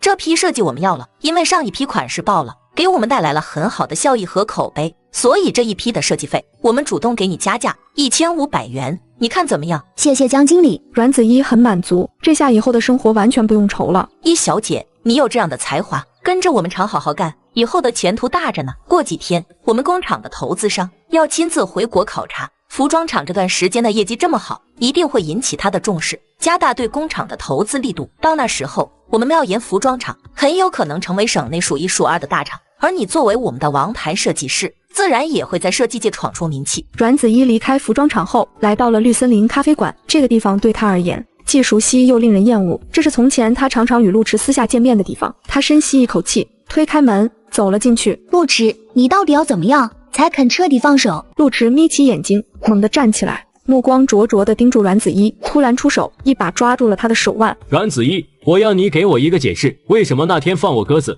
还把我打成那样？你到底在玩什么把戏？阮子一的手腕被他攥住，心里涌起一股强烈的恶心感。他用力挣扎了一下，却发现挣不开。陆迟，你放开我！别忘了，我可是有夫之妇，你在光天化日之下纠缠良家妇女是犯法的。有夫之妇？陆迟仿佛听到了天大的笑话，大声笑了起来。阮子一，你现在倒知道有夫之妇这4个字了。从前你黏着我，跟我偷偷幽会的时候，怎么不记得自己是有夫之妇？那时候你跟我海誓山盟，爱得死去活来，现在摆出一副坚贞烈女的样子给谁看？子一，别闹了，是不是因为上次你看到有别的女人朝我抛媚眼，所以你吃醋了？宝贝，我跟他们都是逢场作戏，对你才是真爱，你别生气了，好不好？陆迟，我再说一遍，我有丈夫，而且我的丈夫是军人，我命令你立刻放开我。陆迟非但没有松手，反而用力一拖，将阮子一拉向自己。军人丈夫，哈哈，阮子一，你那个军人老公早就瘫在床上了，是个活死人了，你还指望他来救你？你混蛋，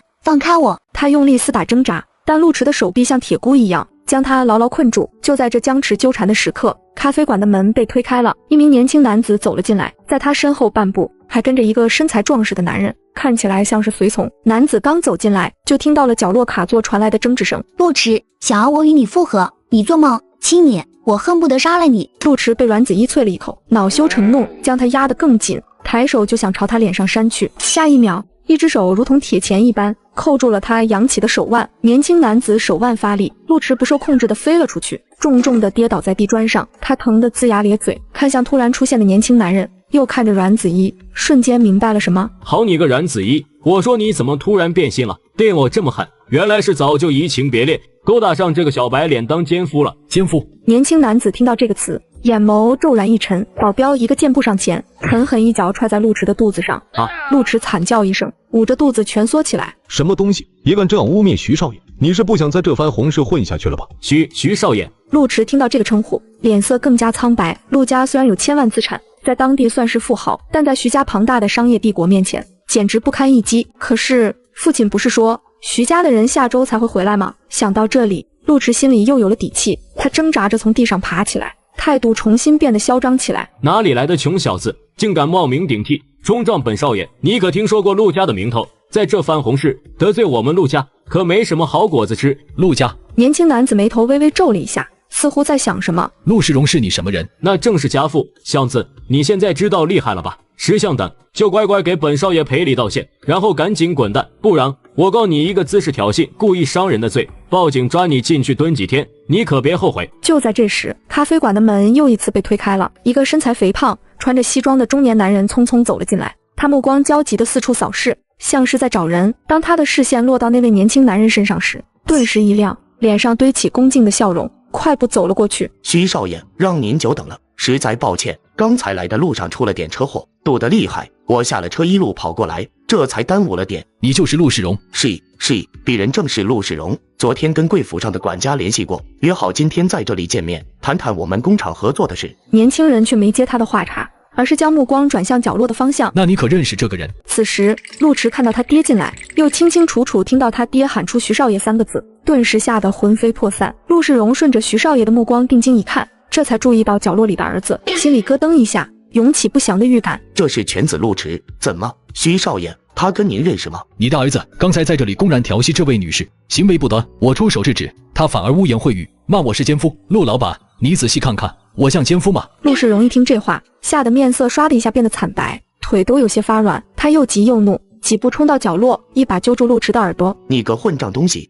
畜生，还不快给徐少爷道歉，跪下道歉！陆池耳朵被揪得生疼，又被父亲当着这么多人的面呵斥，心里又害怕又觉得委屈。爸，是他先动手的，你看他把我的手都快扭断了，额头也磕了这么大一个包，他就是多管闲事。你还敢狡辩？你是诚心要把老子的生意全搅黄是吧？道歉就不必了，我不接受。至于合作的事，也免谈。陆世荣一听这话，顿时面如死灰。陆池见势不妙，知道自己闯了大祸，转身就想往外溜。站住！阮子一一个箭步上前，拦在他面前。陆池，把我的东西还给我！东西？你要什么？我哪有你的东西？阮子一早就瞥见他夹克内袋鼓鼓囊囊，他不再废话，直接去扯他的口袋。陆池慌忙护住那里面的信件，可是他拿捏阮子一的最后筹码，怎么能轻易交出去？既然是人家的东西，就应该物归原主。混账东西，还不快把东西还给人家！我告诉你，以后你要是再敢去纠缠他，看我不打断你的狗腿，把你赶出陆家大门！面对徐少爷无形的压力，还有父亲的雷霆震怒，陆池终于怂了。他极不情愿地掏出一叠信件，然后像丧家之犬一样逃了。陆世荣还想对徐少爷再说些什么挽回的话，年轻人却已经转过身，只留下一个冷淡的背影。我说过，合作免谈。陆老板，请吧。陆世荣知道今天是谈不成了，只得垂头丧气地走了。阮子一攥着那叠信件，心里一块大石终于落地，但愿这是他跟陆池最后一次交集。阮子一刚才从他们的对话里基本确定了这位徐少爷的身份，他应该就是金融大佬徐先生的公子。他真诚地说：谢谢徐少爷替我解围，不过是举手之劳，路见不平而已。不过如果你真的有家室，是不是也应该安分一点，免得城门失火，殃及池鱼？阮子一抿了抿唇，这小奶狗模样的徐少爷教训起人来倒是一套一套的，老气横秋。不过人家刚帮了自己，这话也确实在理。徐少爷教训的是刚才陆池口不择言，那个称呼实在是对你的冒犯，你一看就是家风严谨、行事正派的人，千万别往心里去。为了感谢你今天的援手，不知道我有没有这个荣幸，请您喝杯咖啡，就当是聊表谢意。徐燕诞生回绝，不必了。说完，徐燕生转身走出了咖啡馆。同一时间，军区医院，沈母又来给儿子取药，路过走廊时，朝旁边的病房里瞥了一眼，脚步猛地顿住了。里面一个鼻青脸肿的男人正躺在病床上输液，那张脸虽然肿得厉害，但沈母还是认了出来，是陆池，那个跟阮子一传绯闻的陆家小子。陆府正站在病床前，一副恨铁不成钢的样子。我叫你别再去招惹他，见你一次就打你一次，上次挨了顿打，还进去蹲了几天看守所，怎么还不长记性？你再这么执迷不悟，以后怎么死的都不知道。沈母听得愣住了，陆父这意思，阮子一非但没有再跟陆池勾结，反而又暴打了他一顿。沈母想起老伴说的话，没有证据，不要胡乱猜测。沈母心里那块压着的石头忽然间消失了，浑身一阵轻松。取了儿子常用的药之后，他又对药房的医生说：同志，麻烦您再给我另外抓一点药，鹿茸、菟丝子、肉苁蓉、枸杞子。沈母提着药走出了医院。最近他总觉得儿子和儿媳之间的气氛有点怪，他不能再让他们不温不火的耗下去了，决定暗中注一把火。他想要孙子，也不想失去儿媳。阮子一回到家时，心里有些忐忑，不知道婆婆是否会生气。厨房里传出了声音：子一回来了，饿了吧？稍等一会儿，晚饭马上就好。过了一会儿，沈母将饭菜端上了桌。这是鸽子汤，我今天特意去市场买的，很新鲜，加了些中药材，用小火煨了1个多小时呢，最是滋补了。哇，怎么放了这么多补呀？吃了会不会上火啊？不会，这些都是温性的药材，不伤身体的。老话都说，冬补不如春补，春天进补啊，能让身体细胞加速新陈代谢，生命力更旺盛。阮子一似懂非懂，在沈母殷切的目光下，只好拿起勺子喝起来。那我也要喝，就知道馋，没你的份。阮子一为什么能吃？不是还剩下半边鸽子吗？那是留给你哥的，一只鸽子就这么大，肉就这么多，哪够你分的？沈思莹气鼓鼓看着阮子一，你就拼命吃吧，等离开沈家，你喝西北风去。第二天，沈家人刚吃完早餐，林家保姆就送来了一张请帖，说是明晚林家要办宴，庆贺女儿毕业，给她接风洗尘，务必请他们全家都去赴宴。沈母客气的点头，好的，你转告林夫人，我们明晚都过去。虽然那天林清晚来到沈家，双方闹得有些不愉快，但两家的面子还是要顾及。阮子一的内心有些忐忑。哇，我能不能不去？那天是我揭穿假包的事，也是我把礼物都塞回去的。林清晚肯定恨死我了，我要是去了，大家都不自在。咱们全家都去，怎么能独漏你一人？我们是去做客的，林家是主人家，想必不会为难客人。再说了，你和玉征是夫妻，理应一同出席，这样也能打破外头那些关于你们不和的传言。那好吧。阮子一忽然想到一个重要问题，既然是去参加宴会，总得有一套像样的礼服。阮子怡心里有了打算，她要自己设计一件，不仅为自己设计，还可以帮婆婆和小姑子的设计一套。2个小时后，阮子怡背着包下了楼。哇，我出门一趟，既然要去林家赴宴，总不能空着手，我想去给玉珍挑件礼物。阮子怡找了个借口，定制礼服的事，她想给家人一个惊喜，是该准备份礼物。你去百货商场看看，身上钱够吗？够的，上次玉珍给我的工资还没花你。妈，我可能逛得久一些，中午就不回来吃饭了。去吧，路上小心，有空多逛逛也好。天天闷在家里也无聊。自从昨天的误会的消除后，沈母对她再也没有疑心。阮子怡来到服装厂，又找到了江经理，将设计图纸递给他。江经理仔细翻看，图上的礼服一件件华美精致。江经理看完，抬起头，眼中满是赞叹：一小姐，你真是设计天才，这些礼服件件都是精品，简直比巴黎时装周的款式还要漂亮。而且这些服装的版型明显更适合东方女性的身材，上面的刺绣和纹样元素也蕴含着咱们的中华文化底。阮子怡等江经理说完，才开口问道：江经理，工厂有能力生产这些礼服吗？没问题。江经理回答的干脆利落。我们工厂是完整的一条龙生产线，集团下面有配套的纺织厂，无论什么布料、什么花纹工艺都能自主生产。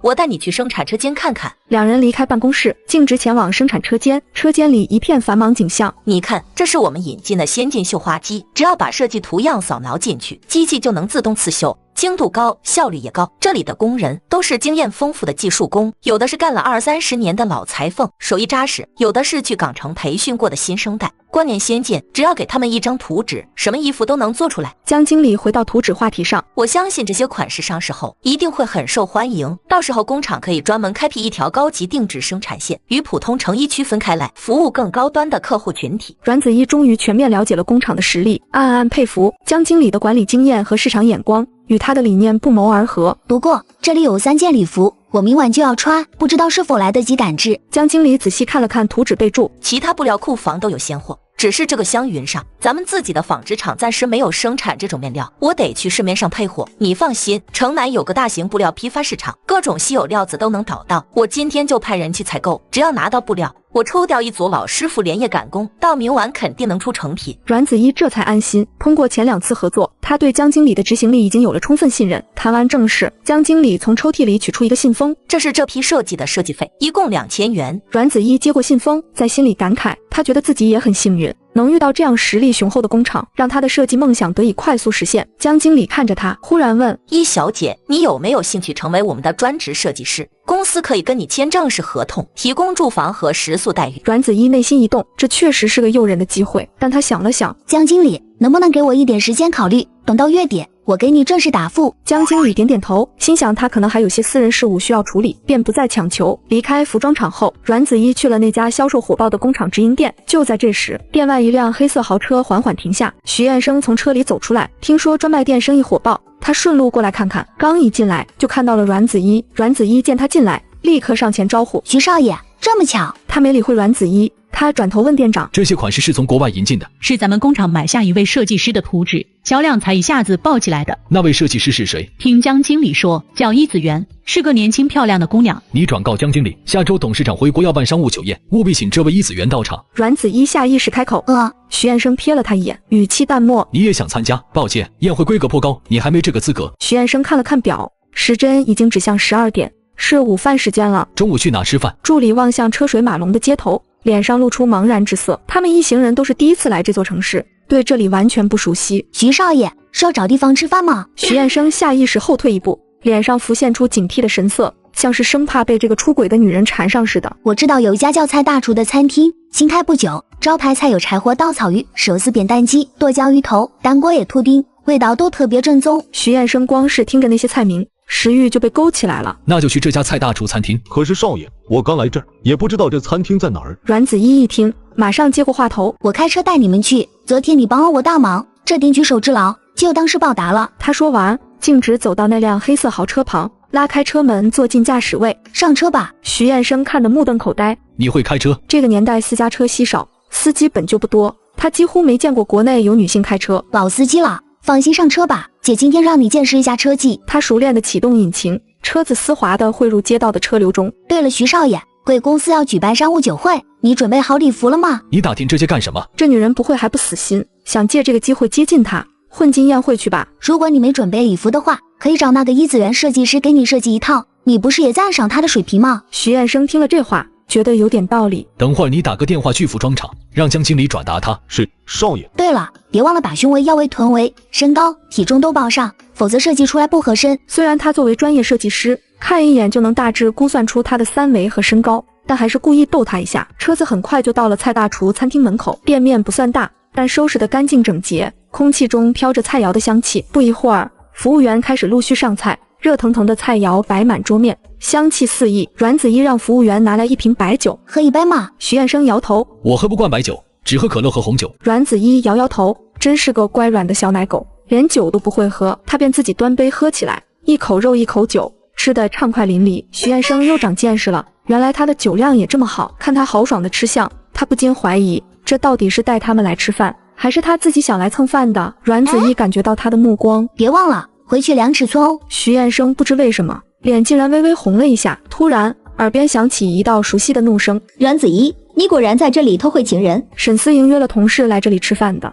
一走进大堂就看到了这一幕，跟陆迟闹翻了，又勾上了这个小白脸，你还真是不闲着。你误会了，我们只是萍水相逢的朋友，他刚回国人生地不熟，我带他来吃顿饭而已。沈思莹冷笑一声，根本不信这套说辞。你还想狡辩？刚才看你们那暧昧的眼神，一看就不清白。阮子怡，距离你离婚只有22天了，你就1天都不想等了？这么快找下家，想无缝对接是吧？徐彦生浑身一震，什么？他已经进入离婚倒计时了？沈思莹盯着徐彦生，目光锐利的像刀子，好一个眉清目秀的小白脸。他越看越生气，猛地端起桌上那杯酒，就要朝徐彦生脸上泼去。徐彦生反应极快，不仅头一偏就避开了，还反手扣住了沈思莹的手腕。你放开我！沈思莹挣扎着怒吼。她丈夫是现役军人，你可知道破坏军婚是什么罪？看你长得人模人样，没想却是个脑残，什么样的女人没有，居然去勾搭有妇之妇。徐彦生脑子又猛了一下，她不仅要离婚，丈夫还是个军人。他愣了片刻，随即又想，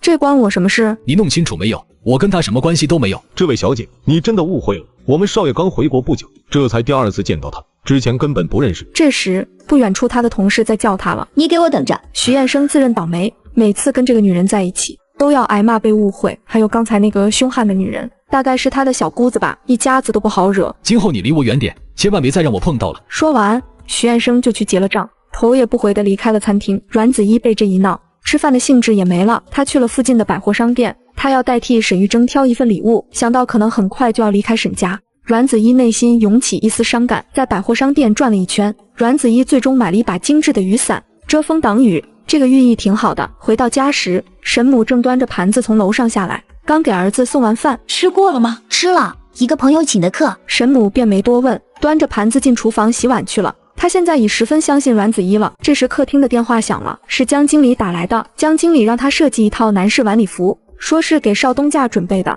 并报了他的身体数据。江经理接着说，如果这次设计效果好，希望他能再设计一系列男装，丰富产品线。阮子怡答应了。挂断电话后，他回到房间，铺开画纸开始工作。这时沈思莹下班回到家，脸色十分难看。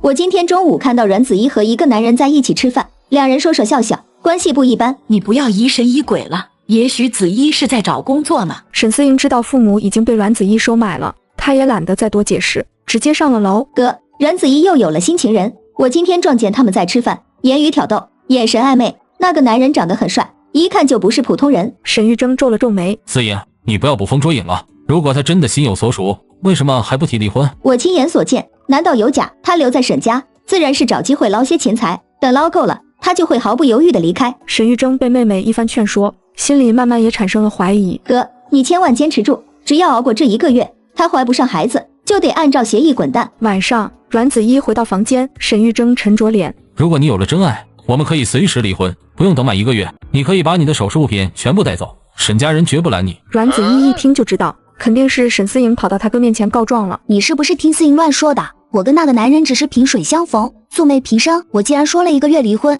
剩下的日子里，我一定会忠于婚姻，也会照顾你到离开的那一天。我阮子怡绝不是背信弃义的人。沈玉珍见他信誓旦旦，又不禁怀疑起妹妹的话来。他是个正常人，肯定需要社交，不能因为跟一个男人一起吃顿饭就认定他出轨。阮子怡见他还是气鼓鼓的，不气不气，气病了无人替，身子是自己的。沈玉珍眉头一挑，所以老婆是别人的？他觉得阮子怡不离婚，就是故意拖着磨他，让他每天的心情七上八下。他活了20几年，从来没被一个女人这样牵动过情绪。第二天下午，阮子怡离开家去了服装厂。傍晚时分，她抱着3个服装盒回到家，沈母和沈思莹已经在客厅里，正讨论着晚上赴宴该穿什么衣服，就看到阮子怡抱着盒子进来。阮子怡将盒子放在桌子上，依次打开。哇，这件紫色的旗袍是您的？沈母接过旗袍，手指抚过柔软的丝缎面料，又摸了摸上面精美的刺绣花纹，惊叹不已。这料子真好，做工也精细。接着取出第2件。思莹，这件橙棕色的连衣裙是你的？沈思莹看着手中款式时尚、剪裁利落的连衣裙，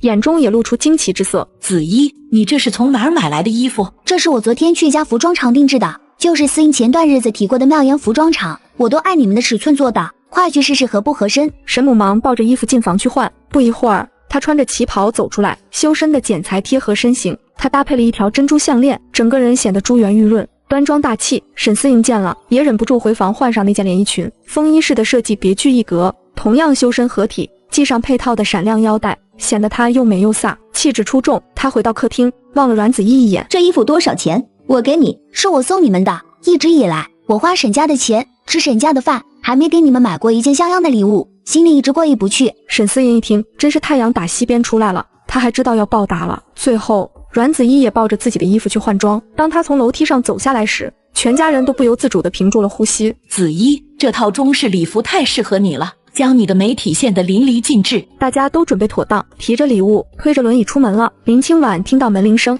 料想是沈家人到了，赶紧奔到门边。她原本想给沈玉珍一个惊艳的亮相，可打开门，她瞬间愣住了。映入眼帘的是宛若天人的阮子怡，她瞬间感觉自己失去了所有光彩，变成了对方的陪衬。叔叔阿姨来了，快请进。走进客厅后，阮子怡再次吸引了所有人的目光，但她不想抢风头，一直推着轮椅，安静地站在沈玉珍身边。林夫人拉着沈母坐在沙发上寒暄起来，那边沈父与林父已经坐在茶桌前聊上了，毕竟是多年的老战友，两人似乎并没有受到儿女之事的影响，谈笑风生。沈思莹将一家人准备的礼物送上。清婉，看看这些喜不喜欢？林清婉打开盒子，里面是她钟爱的丝袜和粉饼，还有一支颜色正合她心意的口红。思莹，你真是我的好姐妹，懂我的心意。思莹，上次那件事，你真的不怪我了吗？那点小事怎么能影响我们之间的友谊？清婉，在我心里，你才是我嫂子的人选。客人都到齐了，那我们就吃饭吧。酒，大家去餐厅。沈家的餐厅宽敞明亮，中央摆着一张足以容纳10几人的大圆桌，桌面上铺着洁白的亚麻桌布，摆着许多西式菜肴，还有红酒与香槟，配合着银质刀叉与古瓷餐盘，整场宴席的格调不言而喻。这位是沈玉珍上校，他在之前的雪灾抢险中身受重伤，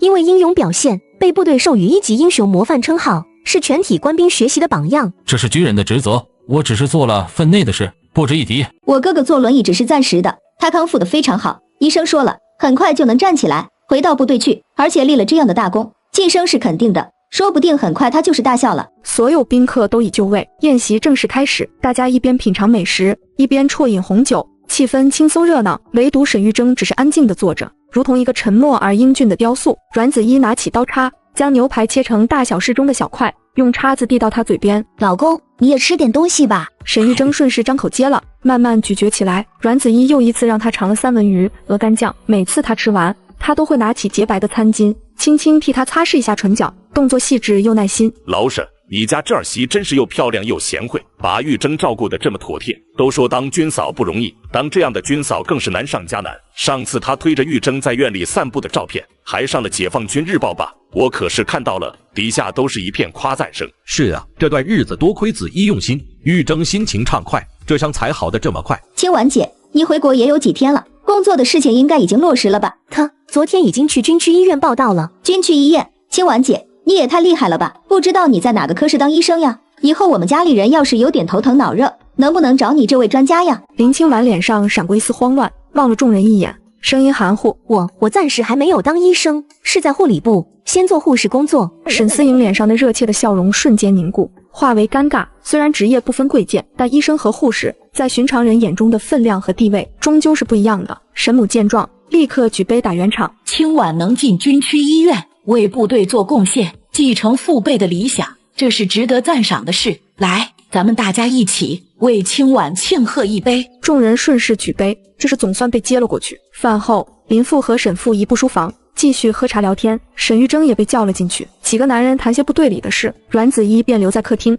几个年轻姑娘围过来细看她身上的衣服，问她是哪里买的。这是在妙妍服装厂定制的，今天我婆婆和小姑子穿的礼服也都是妙妍出的。原来省城的服装厂就可以定制礼服了，看这做工，这剪裁不比国外的大牌差。厂里肯定有设计师，而且这个设计师站在时尚前端，具有世界性的眼光。妙妍服饰有专卖店，就在白沙路上，服装款式齐全，做工精良，大家有空可以去看看。林清婉在一旁用英文与身边几个朋友交流起来。沈思莹英文不算流利，但大致听懂，偶尔插上几句。唯独阮子怡安静地坐在沙发上，一声不吭，好像完全没听见似的。哎呀，对不起啊，嫂子，我忘了你可能不太懂英文，需要我给你翻译一下吗？我们刚才在聊英国王室，说起戴安娜王妃的事。你们在说英文啊？我还以为在说哪个地方的方言，不过这英语怎么和我平时在电影里听到的不太一样？林清婉脸色僵了僵，她口语是在国外混日子时熏出来的，带着点杂七杂八的口音，确实不算纯正地道。你懂什么？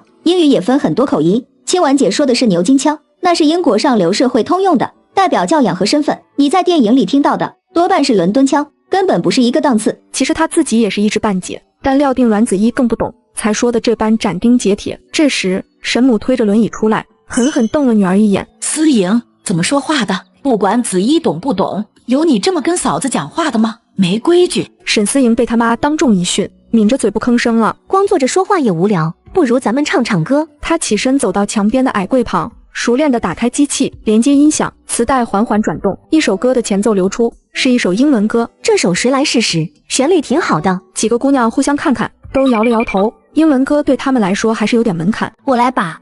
阮子怡，这是一首英文歌，斯卡布罗集市，你确定？我知道啊，这歌挺有名的，旋律我也熟。前世阮子怡英语6级，又是 K 厅的麦霸，这首歌曾唱过好几次。她接过话筒，所有人的目光都聚焦在她身上。清澈柔美的女声随着旋律响起，每一个单词的发音都清晰准确，与伴奏完美的融合在一起。直到阮子怡放下话筒，众人还沉浸在美妙的歌声中。唱得不好，见笑了。喷啦，她的英文原来这么好，发音真准，跟唱片里似的。沈思莹睁大着眼，半天没说出话，瞳孔里不受控制地涌上惊叹与钦佩。林清婉脸上的笑容早已消失殆尽，林母勉强笑着，精神很沮丧。沈母也感知到了气氛的微妙，适时起身告辞。时候不早了，林首长、林夫人，我们就先回去了，今天叨扰了。林父林母挽留几句，客套一番。沈思莹也站在楼梯上跟林清婉告别。清婉姐，你别灰心，她不过会一点雕虫小技，你比她优秀多了，放心，我会为了你创造机会的。他附到林清婉耳边。清婉姐，我哥还是一个真正的男人。林清婉猛地一怔，又惊又喜。真的吗？当然，所以这个女人死皮赖脸留下来，就是想千方百计怀上我哥的孩子，好掠夺沈家的家产。那若是她真的怀上了呢？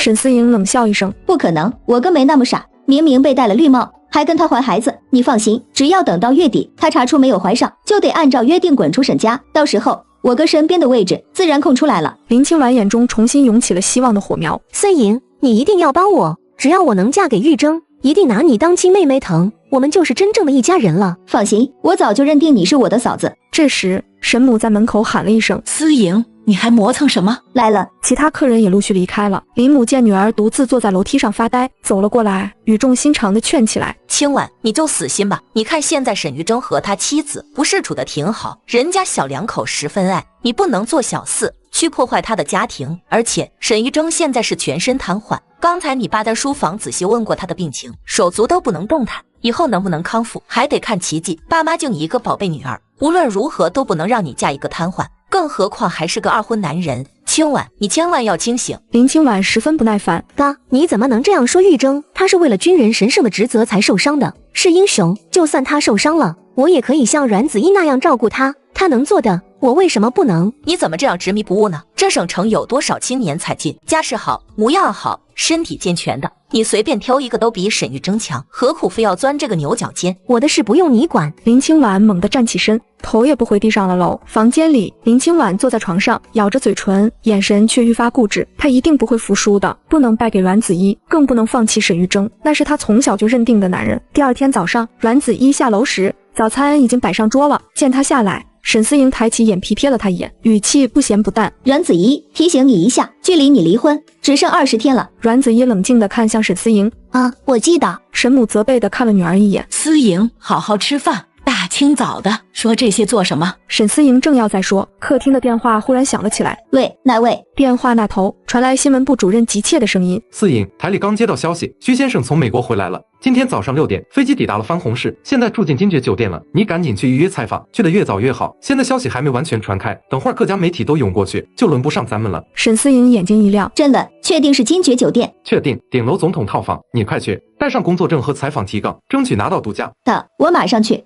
我不吃了，台里有紧急采访任务，我得赶紧过去。什么采访这么急？早饭总要吃好啊！来不及了，去晚了就被别人抢了。话音没落，人已经冲出了大门。沈思莹匆匆赶到金爵酒店，时间还早，酒店大堂里很安静。果然没看到其他媒体的同行，他快步走到前台，拿出证件，询问徐先生的房间号。到了门口，眼前站着一名身材高大的黑衣保镖，面无表情，眼神锐利。沈思莹深吸一口气，走上前去，拿出最得体的笑容：你好，我是华南省电视台今日焦点的主持人沈思莹，我想见一见徐先生，预约一个采访，麻烦您进去通报一声，谢谢。他将工作证和采访证一起递过去，保镖接过证件仔细看了看，又打量了他几眼，确认是省电视台的正式员工，态度稍微缓和。徐先生正在休息，你在这里等着，我进去问问。好的，麻烦您了。徐彦生正坐在客厅沙发上，手里拿着一份报纸，见保镖进来，他抬起头。什么事？少爷，外面有个省电视台的女主持想采访先生。保镖将工作证递过去，徐彦生眉头微蹙。父亲长途飞行很累，正在补觉，你不知道他一向不接受媒体采访吗？保镖解释道。他是省台的知名主持人，看起来挺诚恳的，所以我想着至少问一声。徐彦生放下报纸，起身走到门口，探头朝外看了一眼。走廊灯光下，沈思莹脸上带着期待又忐忑的表情。徐彦生眼神冷了下来。那天在餐厅指着他骂脑残的女人，语气尖刻，姿态倨傲，毫无修养可言。这种素质的人还想登门采访他父亲？把他赶走，记住，以后凡是有省电视台打来的电话，一概不要接，他们台的人也不许放进来。保镖愣了一下，随即点头。是，少爷。他走出套房，将工作证递还给沈思莹，语气恢复了公事公办的冷淡。抱歉，徐先生不便接受采访，请回吧。沈思莹脸上的笑容僵住了。是不是徐先生在休息？我可以等的，等多久都行。徐先生明确表示不见任何媒体，沈小姐请离开。沈思莹站在走廊里，期待落空的难堪和挫败感涌上来，脸上火辣辣的。回到家，沈思莹坐在沙发上，一声不吭。沈父看着女儿这副模样，走过来坐下。思莹，采访不顺利。沈思莹点了点头，眼圈有点红。别着急，爸给人打几个电话问问。大约1个钟头后，沈府脸上的期待慢慢淡去，最后只剩下无奈。怎么说？沈府摇了摇头，语气有些沮丧。都说那位徐先生这次回国，明确表示不接受任何媒体采访，尤其是指名道姓的说了不接受省电视台今日焦点这个栏目的采访。沈母皱起眉，这不对劲啊！他不接受采访也就罢了，为什么要特别指明这个栏目？谁都知道今日焦点是咱们省台的王牌栏目，在全国都有名气。按理说，这种栏目去采访，对方应该更重视才对。沈思莹脸上也带着困惑。是啊，我就纳闷，刚才我去酒店，一开始那个保镖态度还挺客气的，虽然他说徐先生不喜欢接受采访，但也没有把话说死。可是他在里面待了一会儿，再出来的时候，态度就完全变了。坚决冷漠的让我离开。你这个傻孩子，你该不会是在哪里得罪了这位徐先生吧？不可能，他是今天早上才回国的，我连他长什么样都不知道。而且我平时工作虽然要强，但也知道分寸，轻易不会得罪人的。阮子一一直安静地坐在旁边，听到这话，心里明白了，肯定是徐彦生。这时，客厅的电话又响了，沈思莹起身去接，听筒那头传来主任的声音，似乎有了新消息。她听着听着，眼睛渐渐亮了起来，挂掉电话，沈思莹脸上的阴霾散了大半。主任说，徐氏集团晚上在酒店有个商务晚宴，徐先生会出席，台里会想办法让我混进去，找机会接触。她的语气里重新涌起了希望，只要进了宴会厅，总能找到机会说上话。午饭后，沈思莹就回房间准备去了，她要仔细整理采访提纲，预设各种可能的问题和应对。沈父沈母见天气不错，推着沈玉珍出门散步。春日午后的阳光暖洋洋的，正好透透气。阮子一主动留在家中做家务，碗刚洗到一半，客厅的电话忽然响了。阮子一心里莫名一紧，擦干手，快步走过去接起。喂，一小姐，是我。果然是他。江经理，有什么事吗？是这样，公司今天晚上在金爵酒店举行晚宴，迎接董事长从美国回来，公司决定邀请你也出席，这是徐少爷亲自交代的，让你一定要去。他说公司这段日子业务增长，引起了总部的注意，董事长也想见见你这位设计师。阮子一握着话筒，沉默了几秒。他原本是不想去的，但他心里清楚，要想把事业再推上一层楼，这些人际应酬是避不开的。好的，我会准时到。江经理松了口气。晚上6点，我在酒店大堂等你。把邀请函给你。好。挂了电话，阮子怡收拾好厨房，回到房间，开始为晚宴做准备。隔壁传来房门开关的声音，沈思莹咚咚咚下了楼。她没有邀请函，要混进晚宴，需要提前去踩点，寻找机会。阮子怡又等了一会儿，直到傍晚时分，她才提着袋子走下楼。刚巧沈母推着轮椅从外面回来。子怡，这么晚了，你也要出门？妈，我前些日子不是说想找份工作吗？刚才同学打电话来说有份临时的活儿缺人手，让我去帮帮忙。临时工啊，咱家又不差钱，何必这么奔波劳累？就是暂时的，我会慢慢找个正式工作的。今天先去看看。阮子怡出了军区大院，直奔金爵酒店。酒店门口灯火通明，保安守卫森严，仔细核对着每一位客人的邀请函。他刚到门口，就看到江经理快步迎了出来。一小姐，就等你了。今晚的晚宴很正式，公司高层和重要合作伙伴都会到场，安保严格，拒绝任何媒体的拍摄和采访。阮子怡点头表示明白，两人出示邀请函，进入了大门。对了，我需要找个地方换衣服，跟我来。江经理领着他来到一间更衣室，这里可以用，我在外面等你。阮子怡快速换上准备好的衣服，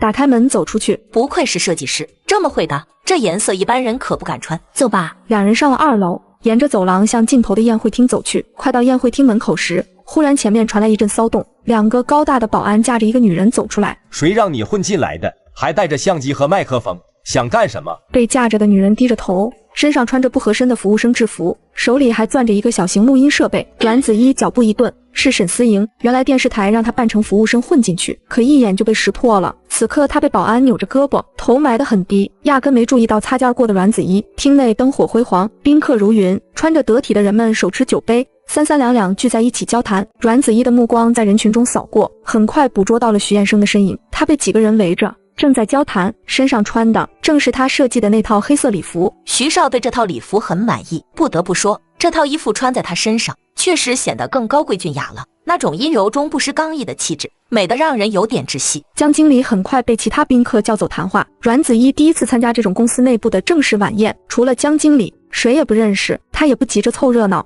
径直走到餐台前，取了杯红酒，加了几样看起来不错的菜，走到靠窗的角落，慢慢吃起来。这时，不远处的徐彦生正与几位客户交谈，他偶尔侧头，目光无意间扫过餐台方向，突然顿住了。他暂时终止与宾客的话题，转身就打算叫保安。这种场合绝不能让他闹出什么乱子。可他刚迈出2步，阮子怡已经端着酒杯走了过来。徐少爷，咱们又见面了，礼服不错，当然徐少爷的身材更不错，衣服很合身，尺寸刚刚好。你是怎么混进来的？刚才已经有个女人冒充服务生混进来，被赶走了，没想到你还有本事进来。你看我这样子像是混进来的吗？徐彦生这才仔细打量他，服饰明艳，妆容精致，神色从容淡定，站在这里没有半点心虚或慌张。他心中困惑更深，谁邀请了他？他又是以什么身份来的？就在这时，宴会厅门口忽然传来一阵喧哗，只见门口走进一位50多岁的男子，他身穿深色西装，身形挺拔，步伐沉稳，面容与徐彦生有5、6分相似，但更添几分岁月沉淀的儒雅与威严。这就是我们董事长徐恒芷先生。徐恒芷径直走向前方的小讲台，感谢各位今晚的光临。徐某刚回国，能在这里见到这么多老朋友、新朋友，很欣慰。他简单介绍了徐氏集团目前的业务状况，以及未来在国内的发展蓝图，话语简洁，但每句都落在实处，没有多余的客套。致辞结束后，他走下讲台，开始与宾客们一一见面。徐先生，这位就是我们最近合作的设计师伊子媛小姐。徐先生，你好。徐恒芷望着他，目光里有一丝不易察觉的惊讶。这就是设计出那几套畅销款的设计师，没想到这么年轻。伊小姐，我听江经理介绍说你很有潜力，希望你能继续与公司合作，让我们互惠双赢。谢谢徐先生，能与贵公司合作是我的荣幸。徐恒芷与阮子怡简单打过招呼，便转身离开了。作为集团董事长，他只是象征性的鼓励一下员工，虽然觉得这姑娘有些眼熟，但也并未太过在意。你知道吗？徐先生的妻子曾经是中东一位王室公主，也就是徐少的亲生母亲，听说长得非常美貌，可惜很多年前就去世了。从那以后，徐先生再也没有续弦。听说徐先生这次回来，除了商业考察，还要寻根问祖，探访当年的故旧友人，恐怕要在国内待上好一段日子了。两人说话间，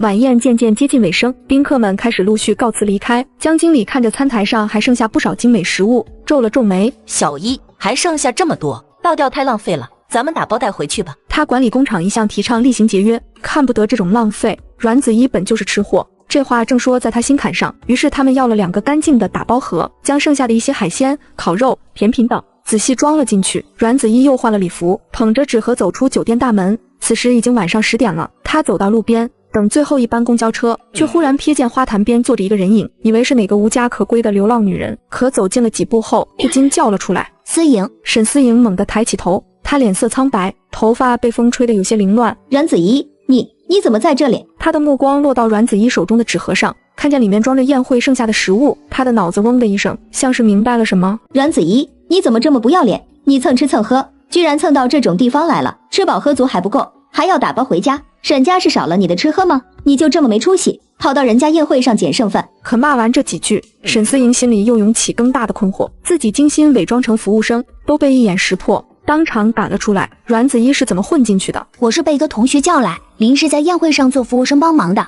这些是厨房阿姨看我们辛苦，让我们打包带走的。那你在宴会上见到徐先生了没有？他长什么样子？好接触吗？人家是大集团董事长，我一个小服务生哪看得透？表面上反正挺有气势的，但说话又很温和。沈思莹想了想，觉得问他也是白问，一个端盘子的临时工能接触到大老板吗？这时公交车缓缓驶进站台，两人上了车。沈思莹靠在座椅上，望着窗外掠过的霓虹灯，还是闷闷不乐。车到山前自有路，也许到了明天事情就有转机了呢。逗了一个晚上，吃点东西吧。阮子怡蹑手蹑脚地走进房间，看到沈玉珍闭着眼躺在床上，似乎已经睡着了。她放下包，轻手轻脚地走进浴室，洗完澡出来，看着那张宽大的双人床，她脚步顿住了，想起昨天晚上那个梦，那些触感太真实了，真实的让她心慌。她担心自己一靠近沈玉珍，身体里那股莫名的火苗又会燃起来，做出不受控制的事。阮子怡看向墙角，那里有张沙发，虽然窄小，但勉强能躺下一个人。她抱起自己的被子，然后关了灯，蜷缩着躺下。时间一点点过去，房间里只剩下两人的呼吸声。第二天早上，阮子怡睁开眼时，天已大亮。她舒展了一下僵硬的身子，猛然意识到不对，自己怎么躺在床上，而且跟沈玉珍睡在一个被窝。早啊！阮子怡吓得一下子弹坐起来，看着沙发边的被子，她明明昨晚睡在那里的。我一定是冒油了。明明是你想我了，半夜趁我睡熟了搞偷袭，口中说不要，身体还是很诚实的吗？阮子怡被他这么一说，脸疼得红了。难道真是自己色欲太重，半夜无意识地爬上了床？她满心羞愧，掀开被子跳下床，头也不回地冲进了卫生间。沈玉珍看着她仓皇逃走的背影，活动了一下手臂，她看着没多少肉，抱起来还挺沉。阮子怡用冷水洗了脸，深吸几口气走出来。她走到墙边，在日历上划掉1天，还有19天，离婚的日子越来越近了。今天好像是个特别的日子。阮子怡努力回想书中的剧情，今天是原主生母去世10周年的忌日，也是她的生日。虽然她不是真正的阮子怡，但这具身体的记忆和情感偶尔还是会浮现。她决定回阮家一趟，毕竟是她这具身体的母亲。阮子怡简单整理了一下，然后下楼。沈父上楼推开门，准备照顾儿子起床，床上却是空的。他揉了揉眼睛，再定睛看去，沈玉珍正站在窗边。玉珍，你什么时候恢复的？怎么不告诉我们一声？沈玉珍回过头，父亲眼睛紧紧盯着他的双腿，像是怕一眨眼这画面就会消失。爸，我也是昨天晚上才慢慢有了知觉，我自己也不敢相信。沈父快步走过来，扶住他的胳膊。身子刚刚恢复，不要站立太久，坐下休息。他扶着儿子在床边坐下，然后转身就要往外走。我把这个好消息告诉大家。爸，您和妈知道就行了，暂时不要告诉子怡和思莹。为什么？他们都很关心你。我的情况还没有完全稳定，等真正康复了再说。他不想让思莹知道，那丫头嘴快，一旦知道她能站起来了，肯定会立刻告诉林清婉，也不能让阮子怡知道。他要装着继续瘫痪，去看看他这段日子到底在忙什么。也好，这段时间你先好好做康复训练，巩固一下，等能正常走动了，再给他们一个惊喜。此时他压在心头的千钧重事终于卸下了，整个人一下子年轻了好几岁。楼下，阮子怡吃完早餐，妈，我今天要回阮家一趟，今天是我妈妈的忌日。沈母有些惊讶，结婚这么久，她从未听阮子怡提起过阮家的事，那家人像是从她的生活里彻底消失了。既然是你妈妈的忌日，当然得回去祭祀，可惜玉珍身体不好，不能陪你回去。我一个人回去就行了。沈母从兜里掏出几张钞票递过来，既然是祭祀，也不能空着手回去，你去街上买些水果食物，再买点纸钱。妈，我还有钱，您收着吧。他没再多说，提着一个大帆布包出了门。阮子怡在路边买了些苹果、糕点，又在一家杂货店买了一沓沓好的纸钱，把这些东西都塞进帆布袋里，沉甸甸的。然后他朝市机械厂的方向走去。谢家住在机械厂的职工家属院，一栋新盖不久的楼房。阮子怡敲开门时，家里只有韩之英和谢洪波。你还知道回来？我还以为你嫁到首长家，翅膀硬了，连亲生父亲都忘了。韩之英站在他身后，脸上堆起虚伪的笑。他一向擅长扮演慈爱继母的角色，表面功夫做得滴水不漏。此刻他看见阮子怡提着鼓鼓囊囊的帆布袋，眼睛一亮，以为里面是回门礼物。子怡啊，盼了好久，你终于回来了。婚后这半年，你在沈家过得怎么样？公公婆婆对你好吗？阮子怡走进屋里，环视这个熟悉又陌生的家。当然对我好了，至少我在沈家不用吃剩饭，不用睡阁楼，也不用大冬天的给你们全家洗衣服。韩之英脸上的笑容僵了。子怡，那时候家里困难，不得不委屈你了。沈家那是首长家，条件当然好了。他顺势去接那个帆布袋。子怡，你回来就回来了，还带这么多东西。他的手已经摸到了袋口，有水果，有糕点，还有一沓沓扎起来的东西，是钱吗？子怡，你都带了什么？首长家有钱，礼物肯定也高端。这里面有100万，你们要不要啊？谢洪波心跳快了几拍，顾不上多想，一把扯开帆布袋，里面是花花绿绿的冥币，黄纸锡箔上印刷着万元大钞字样，厚厚几沓塞满了袋子。你这是什么意思？阮子怡，你今天回来就是来咒我们死的。原来这对狗男女全都忘了今天是阮淑娟的忌日，以及她48周岁的生辰。今天是我妈去世10周年的忌日，这些纸钱是烧给她的。谢洪波这才恍然大悟，这些年他早把亡妻忘到九霄云外去了，那段婚姻被他视为人生的耻辱，根本不愿提及。阮子怡，你要祭祀你吗？你去山头上去，干嘛来我们家中？你们的家，这座机械厂是我外公当初留下来献给国家的。我妈妈从小在这里生活，这整个工厂都本是阮家的地盘。这客厅里的钢琴是我妈妈生前的遗物，还有这套红木家具，架子上的古董花瓶，墙上的古董钟，都是我外公置办的。这个家处处都有阮家的影子，是靠阮家的底子撑起来的。凭什么说是你们的家？还有你这个鸠占鹊巢的女人，你现在的美好生活是踏着我妈的尸骨得来的。你以为事情过去了就没人知道你的丑闻了？韩之英脸上红一阵白一阵，他没想到阮子怡竟然敢这样跟他说话，一时间竟不知如何反驳。阮子怡不再理会他们，拿出水果糕点一一摆在正厅的桌子上。韩之英和谢洪波想去阻拦，却又怕他闹起来，把家中这些财物全都拿走。阮子怡拿出火柴，开始点燃那些冥币，黄纸在火中卷曲发黑，化作灰烬，一边烧他一边低声哭咽。哇，今天是您的生日，也是您惨死的日子，您在地府一定受苦了。我给您摆了食物，还有一些钱，您回来看看吧。霎时间，客厅里烟雾缭绕，光线都暗了下来，空气里弥漫着纸灰的味道，再加上阮子怡压抑的哀泣声，整个屋子充斥着阴森可怖的气氛。老公，我害怕，你说那个女人会不会真的回来了？别怕，世上哪有什么鬼，她要烧就让她烧吧，等她走了，我们打扫干净就是。阮子怡听见这话，哭得更哀切了。哇，您来了是吧？这个地方是从前阮家生活过的地方，这里的钢琴、家具都是您从前用过的，你还有印象是吧？以后您要常来看看，常回来坐坐。韩之英怒视着他，胸口起伏，也不知是心理作用还是怎么，他忽然觉得有一双无形的手正掐着他的脖子，呼吸越来越困难。老公，快给我倒杯水，我要被掐断气了。你别自己吓自己了，哪有什么鬼，都是心理作用。阮子怡将最后一把纸钱扔进火盆，火焰跳动，将最后一点黄纸吞没。他站起来，拍了拍手上的纸灰，望着失魂落魄的韩之英。我妈说记住这个地方了，她以后会时不时来串串门的。又看了一眼供桌上的水果糕点，收了起来，重新装回袋子里，一点东西也不能便宜他们。我走了，等到7月15我再来。等阮子怡一走，韩之英坐在沙发上，脸色惨白。老公，把这些东西全还回去，咱们重新买新的。我看着这些东西就心里发毛。谢洪波哪舍得？你别疑神疑鬼了，一个死人怕什么？这些都是值钱的东西，现在古董开始热起来了，以后价值会越来越高，这都是咱们的财富。他想起座上门女婿那些年的憋屈日子，自己还帮阮家白白养了20年的女儿，若不捞点好处，他怎么对得起自己？谢洪波又想起刚才阮子怡那张脸，那眉眼，那轮廓，一点都找不出与自己相似的地方，反而隐约有另一个男人的影子。虽然他心知肚明，但这些年从未挑破，因为他要借着阮家女婿这个名头拿好处。这些财物原本属于阮子怡，他作为父亲和监护人，才有名正言顺占据的理由。阮子怡抱着小木箱向机械厂大门走去，刚才还晴朗的天空瞬间就变成了倾盆大雨。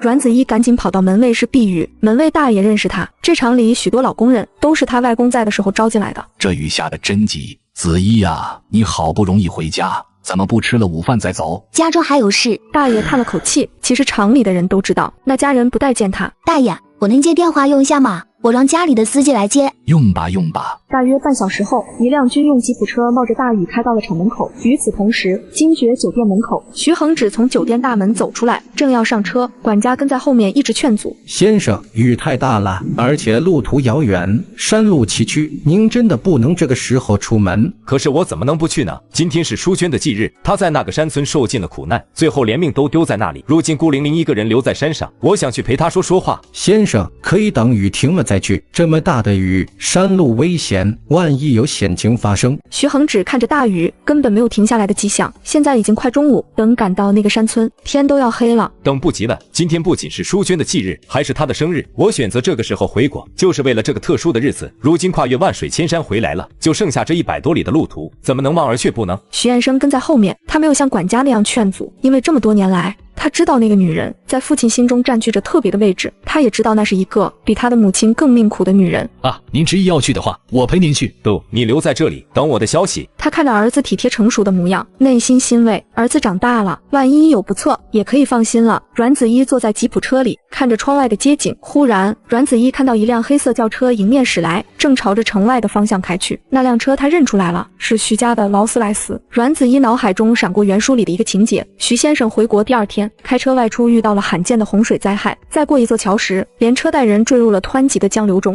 他心脏猛地一跳，来不及细想，立刻对司机说：快掉头追上那辆车。司机愣了一下，少夫人，您说什么？掉头追上刚才那辆黑色的轿车，快！司机虽然不解，但还是打了方向盘，拐过一个弯道，车灯终于照见了前方那抹黑色的车影。追上了，超过去拦下他们。吉普车在湿滑的路面上加速，发动机发出低吼，一个急转横在了轿车前方。轿车司机惊出一身冷汗，心中涌起强烈的不安。阮子一没等车完全停稳，就推开车门，撑起伞冲到了轿车旁。一小姐，你有事？徐先生，你今天不宜出城，否则大祸临头。你还是赶紧回酒店吧。徐恒只微微一怔，随即明白过来，又是一个来劝他不要出门的。谢谢你的提醒，不过我今天有要事，非要出城不可。等等，徐先生，您听我的，今天绝对不能出城，尤其是过桥，这么大的雨，江水暴涨，桥面可能会被冲垮的。司机也转过头，适时的开口：先生，一小姐说的有道理，我们出城10公里后就要过潇江大桥，今天这雨势确实让人担心。他顿了顿，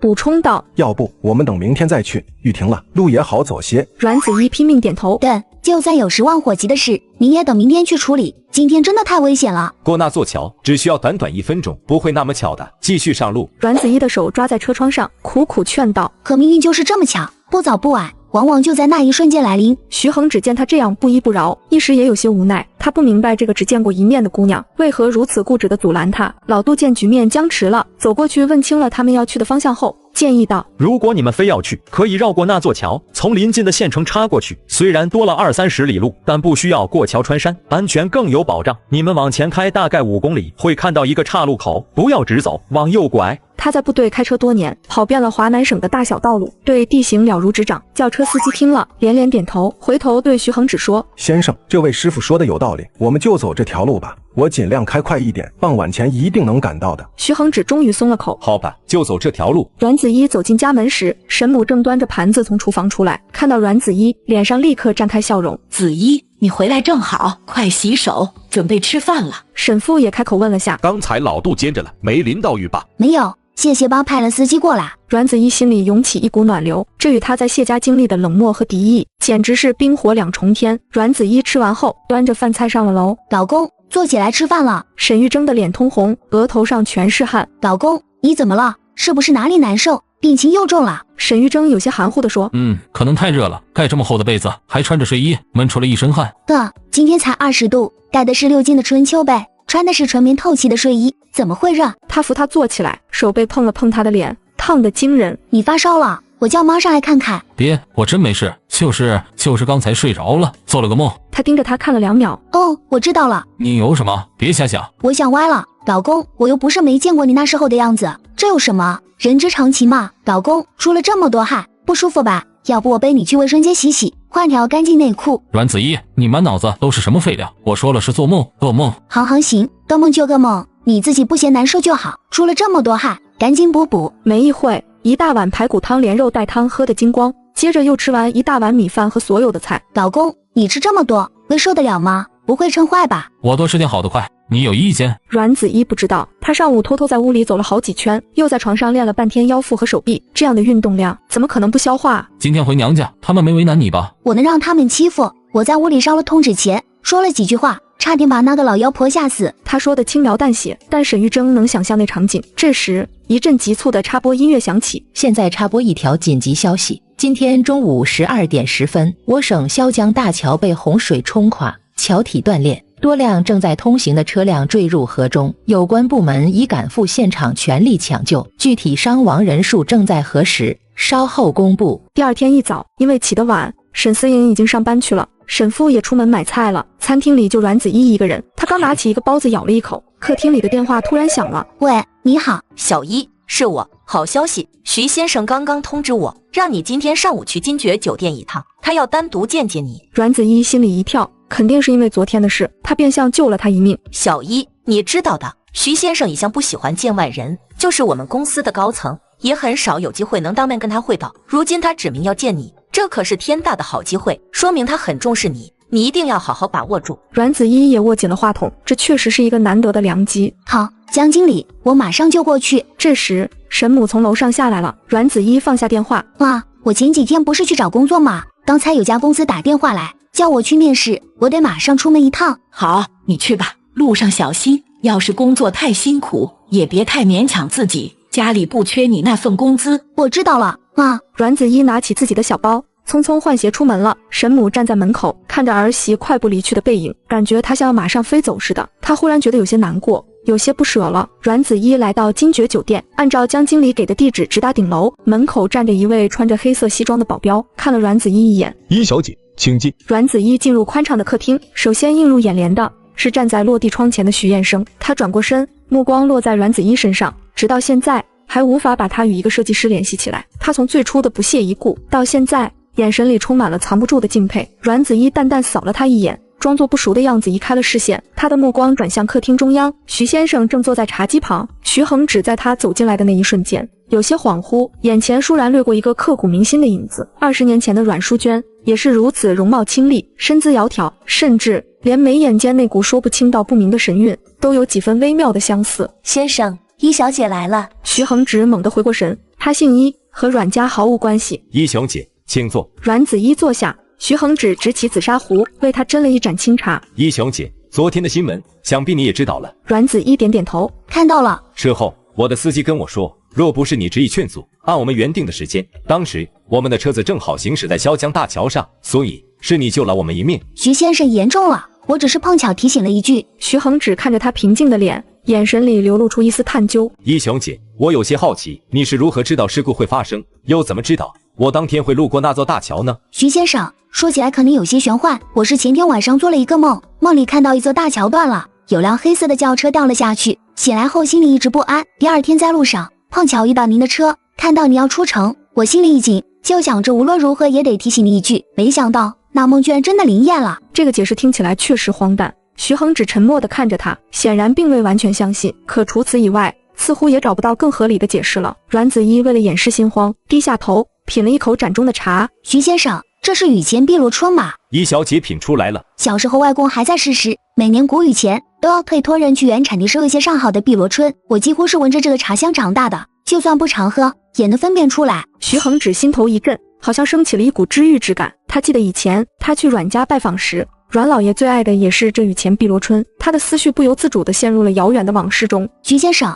一个轻柔的声音将他从回忆深渊中拉了回来。对不起，失礼了。喝起家乡的茶，总是不由自主想起一些往事。一小姐，你救我一命，这份恩情我一定要报答。你有什么心愿，不妨说出来，看看我能不能帮到你。阮子一脑海中瞬间闪过无数个念头，人生想要的实在太多，然而他只是沉默了片刻。徐先生，我希望你能答应省电视台今日焦点栏目的专访。徐恒只明显愣住了，他见过形形色色的求助、财富、地位、机会、硬币，却唯独没料到他会提出这样的要求。今日焦点是省台的王牌节目，权威性和收视率都有保证。您这次落叶归根，回乡投资建设，情怀令人敬佩，而且您的项目都很成功，实实在在地推动了家乡的经济发展。如果您能接受采访，通过电视镜头分享您的理念和经历，一定能吸引更多有识之士来这里投资，大家一起建设家乡。同时，这也是展示我们改革开放成果，让外界看到华南省新面貌的好机会。徐恒只看着他，眼中掠过一丝惊讶，他没想到这个年轻女子的眼光如此开阔，谈吐间颇有格局。一雄姐，你和那位电视台的主持人是什么关系？他是我的朋友。一雄姐，这是非常难得的机会，你不为自己的人生多考虑考虑吗？你要知道，以我的能力，只要我愿意，完全可以改变你一生的命运轨迹。徐先生，我当然相信你有这个能力，我也相信那些我想要的东西，只要我肯努力，可以凭自己的双手得到。但我这位朋友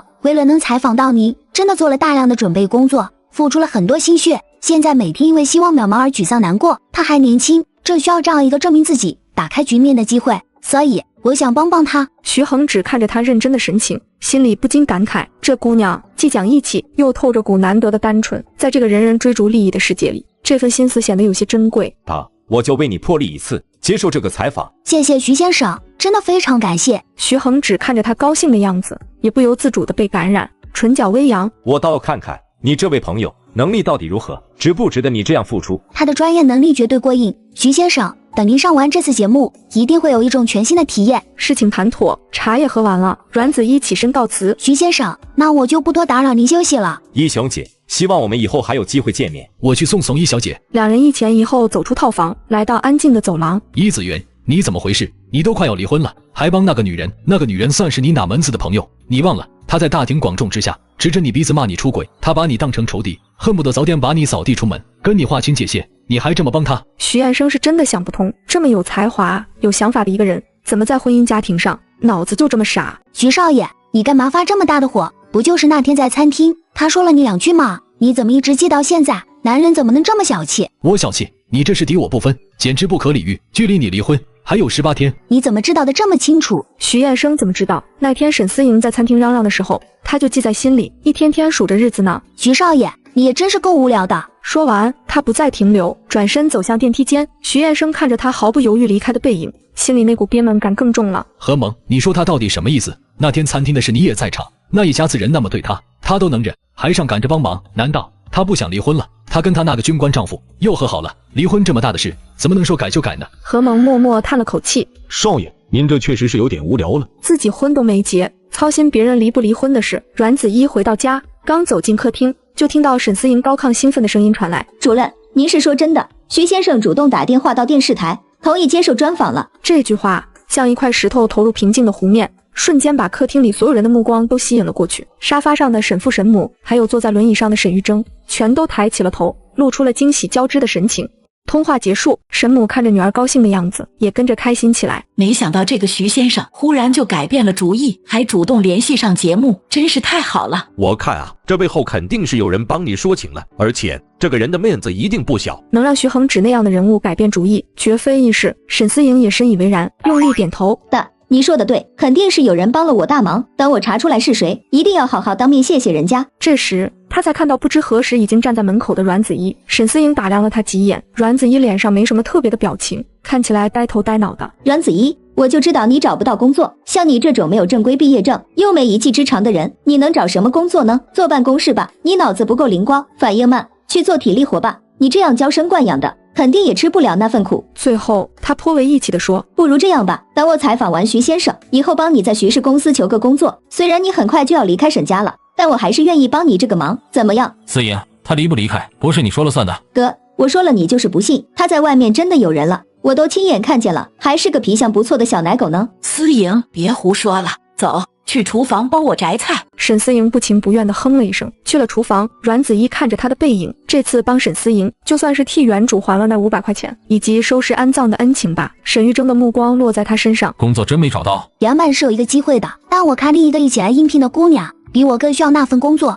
就让给她了。沈玉珍明显感觉到阮子怡在说谎，她脸上没有半点沮丧或难堪，反而是一种超乎寻常的淡然。沈玉珍暗暗决定，一定要趁着这段日子弄清楚他在外面做什么。午饭过后，沈思莹就匆匆赶往电视台准备录制了。徐先生您好，欢迎来到今日焦点栏目，我是主持人沈思莹。沈主持您好。寒暄过后，节目录制正式开始。沈思莹一进入工作状态，整个人的气质就完全变了，眼神变得专注而明亮，吐字清晰，提问流畅，展现出一个优秀主持人应有的的最佳状态，因为他提前准备好的采访提纲早已提交给徐氏公司方面审阅过，所以整个采访流程推进的颇为顺利。1个小时后，节目顺利录制结束。徐先生，非常感谢您今天的配合，让这次采访如此圆满。他顿了顿，我能不能冒昧问一下，之前您一直在犹豫，是什么原因让您最终改变了主意呢？徐恒指看向沈思莹，温和地笑了笑。沈主持，你很幸运，有一个真心为你付出的朋友，他很善良，也很讲情义，这样的人你一定要好好珍惜。说完，他转身离去了。沈思莹愣在了原地，她迅速地在脑海中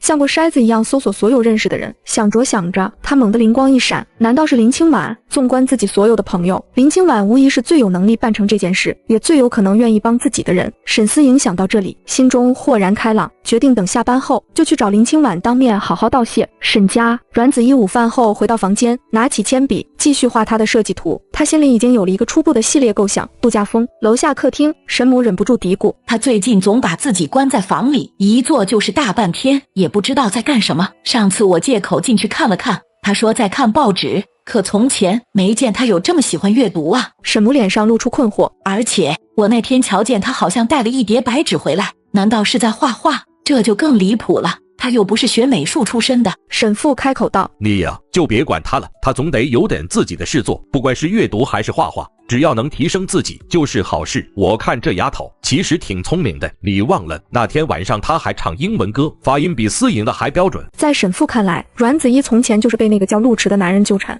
耽误了学业，走了歪路。他本质不坏，要是肯把心思用在正道上，未必不能做出一番事业。沈母点点头，也不再多说。沈思莹也下班了，回到了军区大院。她原本打算去林家找林清婉道谢，刚进入大门，忽然看见前面不远处有个熟悉的背影。清婉姐，沈思莹眼睛一亮，赶紧小跑着追了上去。思莹，下班了，找我有事吗？沈思莹一把拉住林清婉的手，语气激动又亲昵。清婉姐，你帮我这么大一个忙，怎么一点风声都不透？你回国以后真是越来越有本事，也越来越热心了。林清婉脸上闪过一丝迷惑，但她反应极快，神色迅速调整回自然的状态，不动声色地顺着沈思莹的话，微笑着说：思莹，你是我最好的姐妹，我为你做点什么，不是应该的吗？还说什么谢不谢的？沈思莹更加感动了，幸亏有你帮忙疏通，不然徐先生根本不可能接受采访。今天节目录得特别顺利，就等着播出了。清婉姐，你真是太厉害了。林清婉这下听明白了，她正费尽心思拉拢沈思莹，想通过她更接近沈玉珍，这简直是天上掉下来的好机会。林清婉脸上的笑容更加柔和真挚，能帮上你就好，看你这么高兴，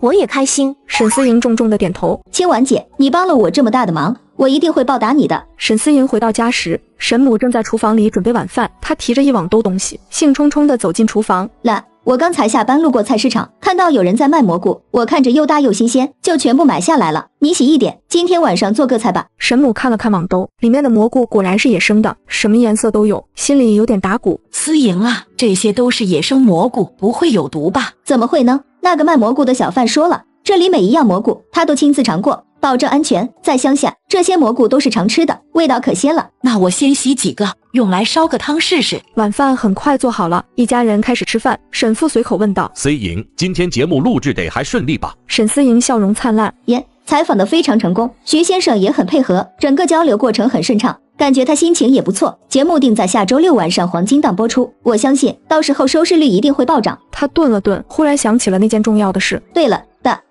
我知道背后帮我的那个人是谁了。谁啊？就是林清婉。清婉姐啊！两老口对视一眼，都有些疑惑。沈思莹解释道：你们想想，清婉姐可是我从小到大的好朋友，而且她从国外回来后人脉更广了，除了她我实在想不出第二个人有这个能力和心意来帮我了。阮子怡一直低着头，默默喝汤吃菜，装作若无其事。他本来就没想过要邀功，也不想这么快暴露自己的马甲，他要等自己站到更高的地方，等拿到实实在在的专业荣誉，再惊艳所有人也不迟。吃完饭，沈思莹抢着端过沈玉珍的饭菜，上楼去了。她一边喂着他，一边语重心长地叮嘱：哥，你一定要忍住啊，就最后这2碗了，千万别又被他得逞。对，曙光就在前面了，只要这2碗不跟他发生关系，他这个月就绝对怀不上了。我们的约定，你就赢了。沈玉珍听着妹妹的话，内心一阵苦笑。阮子怡现在压根就不想怀她的孩子，她就是想，都没机会了。于是她信誓旦旦地保证：你放心，你哥我的意志力现在是越来越强大了。他这段日子也不是没试过撩拨，让我防得死死的，没让他占到一点便宜。得，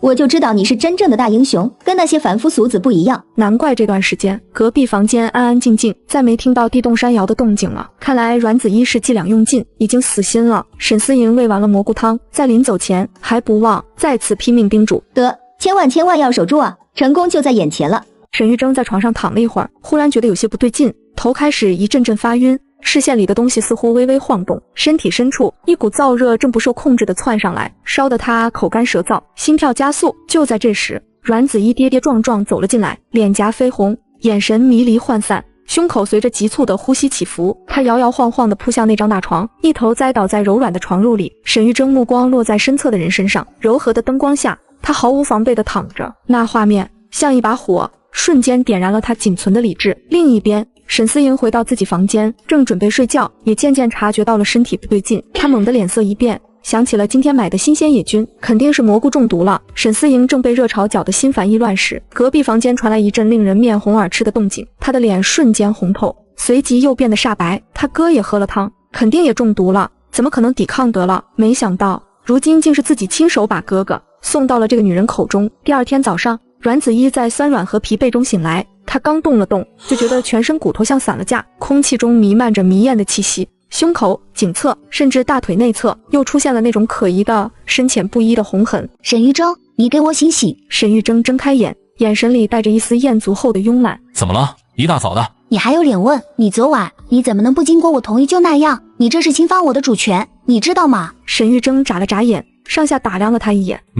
你怎么又把衣服全脱了？阮子一，你不会昨晚又自己做那事了吧？你胡说什么？怎么可能是我自己？我明明感觉有个人在欺负我。他说着，像是要寻找证据，一把掀开被子。沈玉珍身上睡衣穿得整整齐齐，连扣子都扣得好好的，身上也是清清爽爽，没有任何汗渍或可疑的气味。阮子一又困惑了，忽然他脑子里闪过一个恐怖的念头，脸色瞬间变得苍白。莫非昨晚是鬼压床啊？很有可能，昨晚我睡得迷迷糊糊的，确实听到你这边有动静，隐约感觉你身上有东西。那你怎么不叫醒我？我当时看你那么陶醉，我这个做丈夫的又无能为力，不能满足你，我怎么忍心出声叫醒你呢？都怪我，是我这个做丈夫的太没用了，才让那些不干净的东西钻了空子。阮子一听他说的煞有介事，越发相信了这个猜测。他感觉身上凉飕飕的，捡起衣服胡乱裹住身体，跳下床，冲进了卫生间。该死的色鬼，臭流氓！我诅咒你永世不能投胎，下18层地狱！沈玉珍在床上听着，也只能默默承受。从卫生间出来，阮子一神色间的羞愤还是挥之不去。昨晚的事，你不会说出去吧？沈玉珍看着他这副又怕又羞的模样，心里软了一下。不管怎么说，昨晚是他趁人之危，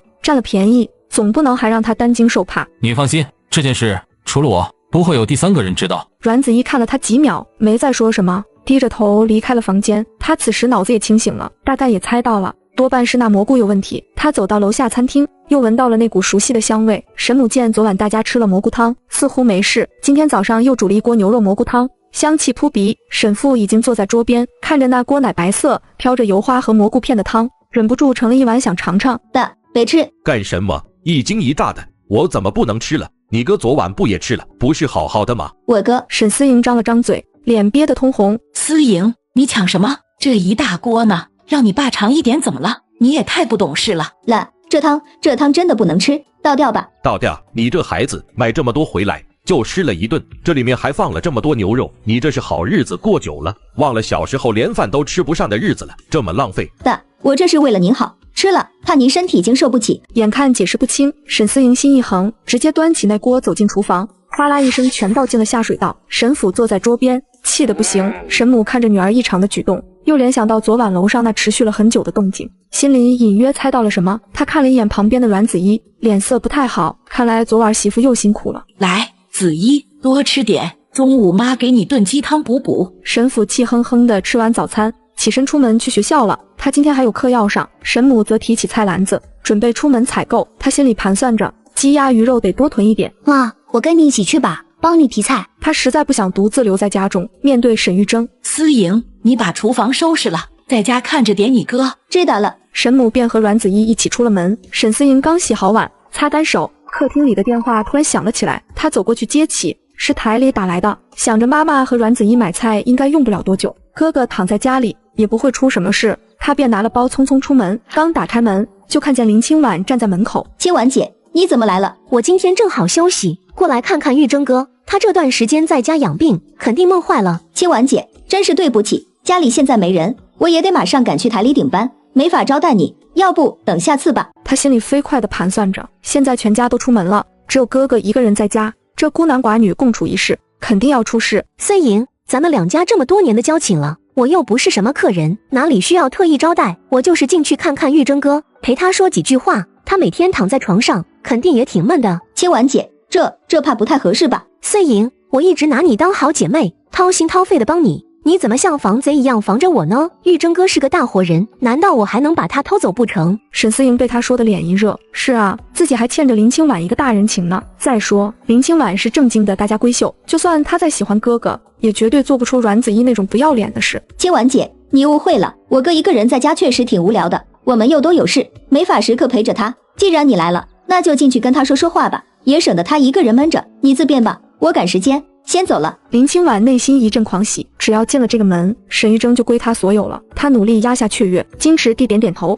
我进去看看他就走，你快去忙吧。楼上卧室里，沈玉征刚坐起来准备活动活动筋骨，忽然又听到楼梯上传来了脚步声，他赶紧重新躺好，门被轻轻推开了。玉征哥，你在休息吗？我来看你了。沈玉征心里咯噔一下，是林清婉，他瞬间就有点慌神了。家里没一个人，他现在这样子，岂不是砧板上待宰的鱼？林小姐，是你啊！我家里现在没人，为了避嫌，你还是先离开吧。林清婉却仿佛没听见他的逐客令，他走到床边，然后在旁边的椅子上坐了下来。玉征哥，家里没人才好呢。其实我今天来就是想来跟你单独说点知心话，好好倾诉一下衷肠。林清婉剥了一个荔枝，送到沈玉征唇边。玉征哥，吃点水果吧。我不喜欢吃太甜的。林清婉知道他是在故意找借口，但他并不气馁。为了今天这个机会，他可是做了充分的准备。他又从袋子里拿出一个小瓶子。玉征哥，这款营养液功效非常好，能强肌健体，帮助你更快恢复。我们医院销量很好，很多病人家属都买。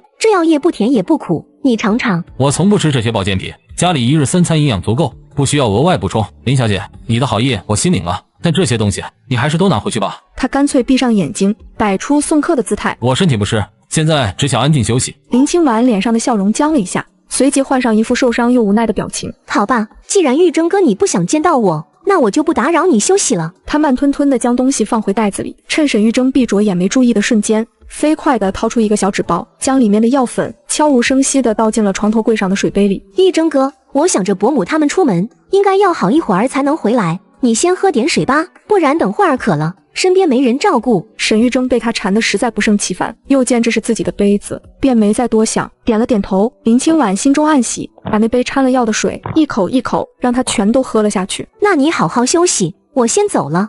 林清婉转身离开了卧室，但她并没有真的离开，而是站在门外面，心里默默数着1、2、3，数到差不多10秒，她就看见床上的沈玉征眼睛慢慢闭上了，呼吸也变得绵长而沉重。林清婉走到床边，低声唤道：玉征哥，玉征哥，你睡着了吗？沈玉征处于一种半昏半醒的状态，林清婉知道机不可失，时不再来，她必须马上行动，否则等沈母他们回来就什么都晚了。阮子怡刚才和沈母出门时，就注意到林清婉一直在附近张望，走在去买菜的路上，她右眼皮跳个不停，心里莫名不安。于是她找了个借口，说肚子突然有点疼，想回去上个厕所。沈母还以为是蘑菇闹的，担心不已，赶紧让她先回家休息。阮子怡回到家，客厅里静悄悄的，不见沈思莹的人影。她正怀疑自己是不是太多心时，猛地听到楼上卧室的方向传来一阵异样的声音。阮子怡拿起一把扫帚，屏住呼吸，蹑手蹑脚地上了楼。小偷！阮子怡大喊一声，便举着扫帚一个箭步冲了过去。另一边的沈母不放心阮子怡，只简单买了点菜就赶紧回来了。刚推门进来，就看见林清婉从楼上冲下来，脸上带着明显的青肿痕迹。清婉，这是怎么回事？你脸上发生什么事了？林清婉哪还有脸回答，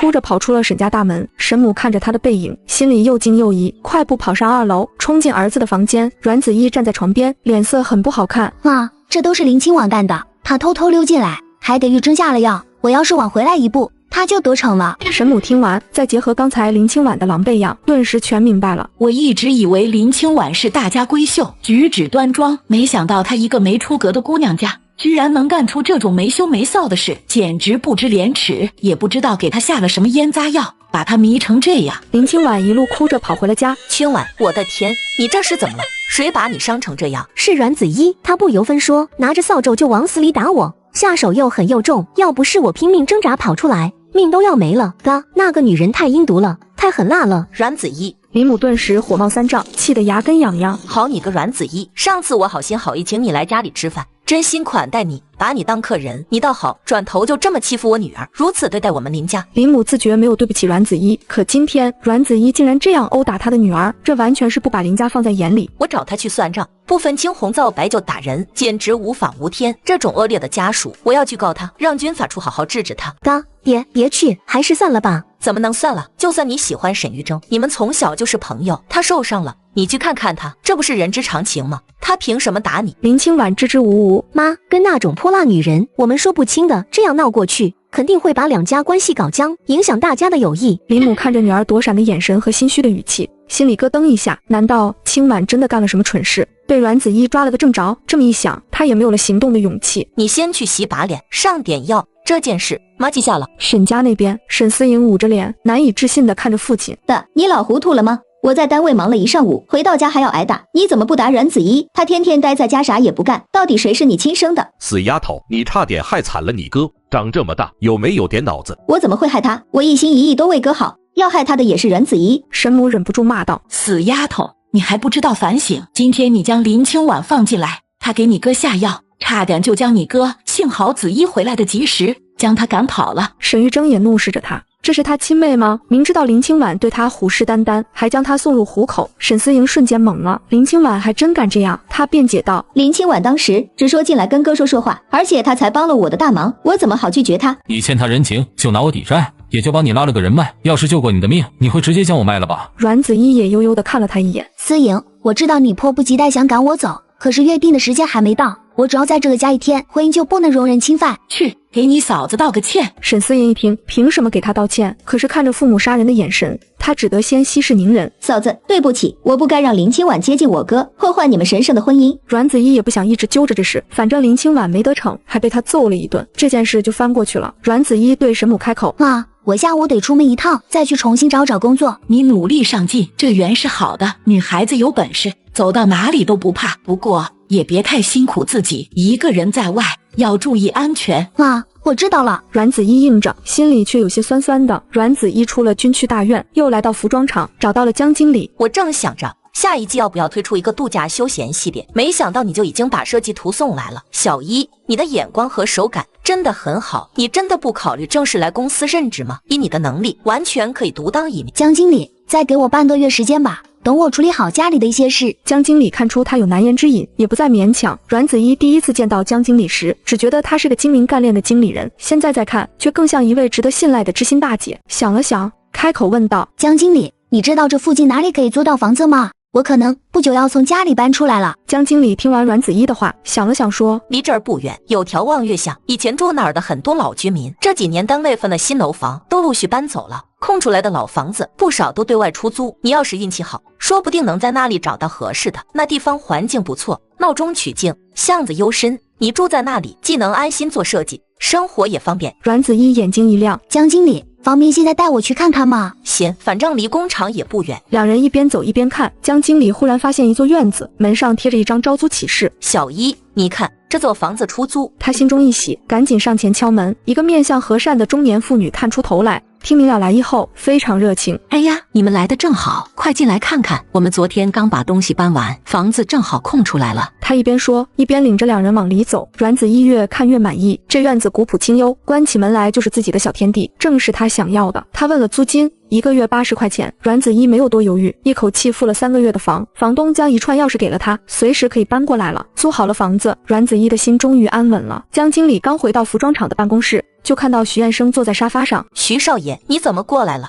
来工厂随便转转，了解一下生产情况。江经理心里觉得奇怪，他不好多问，想起刚才阮子怡送来的设计图，递过去。这是设计师刚送来的图纸，准备明天就投入生产。设计师是那位伊子媛小姐。是的，徐彦生心里暗恼，看来自己来晚了一步。不知道这位伊设计师有没有留下联系方式？我想请他帮忙定制2套私服，想亲自跟他沟通一下。江经理看着徐彦生那副明明很在意，却偏要装作随意的样子，心里忽然明白了什么。他笑了笑，徐少爷要找伊小姐，其实也不难，他很快就要搬新家了。搬新家？搬到哪里？在望月巷里头，门口种着2棵栀子树的那套院子，就是他刚租下的。徐彦生听完，脸上差点没绷住笑出来。他努力维持着平静，对江经理点了点头。好，谢谢江经理。说完，他不再逗留，起身快步离开了办公室。几分钟后，一辆黑色的轿车停在了一个大门口。徐彦生下了车，打量了一下四周的环境，对身后的助理说：这地方环境不错，你说咱们一直住酒店也不是个长久的事儿，不如我也在这里租个房子。少爷，先生不是说家里的老洋楼已经修缮布置好了，过几天就能搬进去了吗？你懂什么？住到这种地方才能真正体会到这座城市的烟火气息，深入了解它的历史文化。他指了指巷子另一头，你看这里，出门走几步就是菜市场，买菜多方便啊。徐彦生站在巷口，目光扫过眼前这片老旧的居民区，他视线落在左边那栋灰墙瓦房上。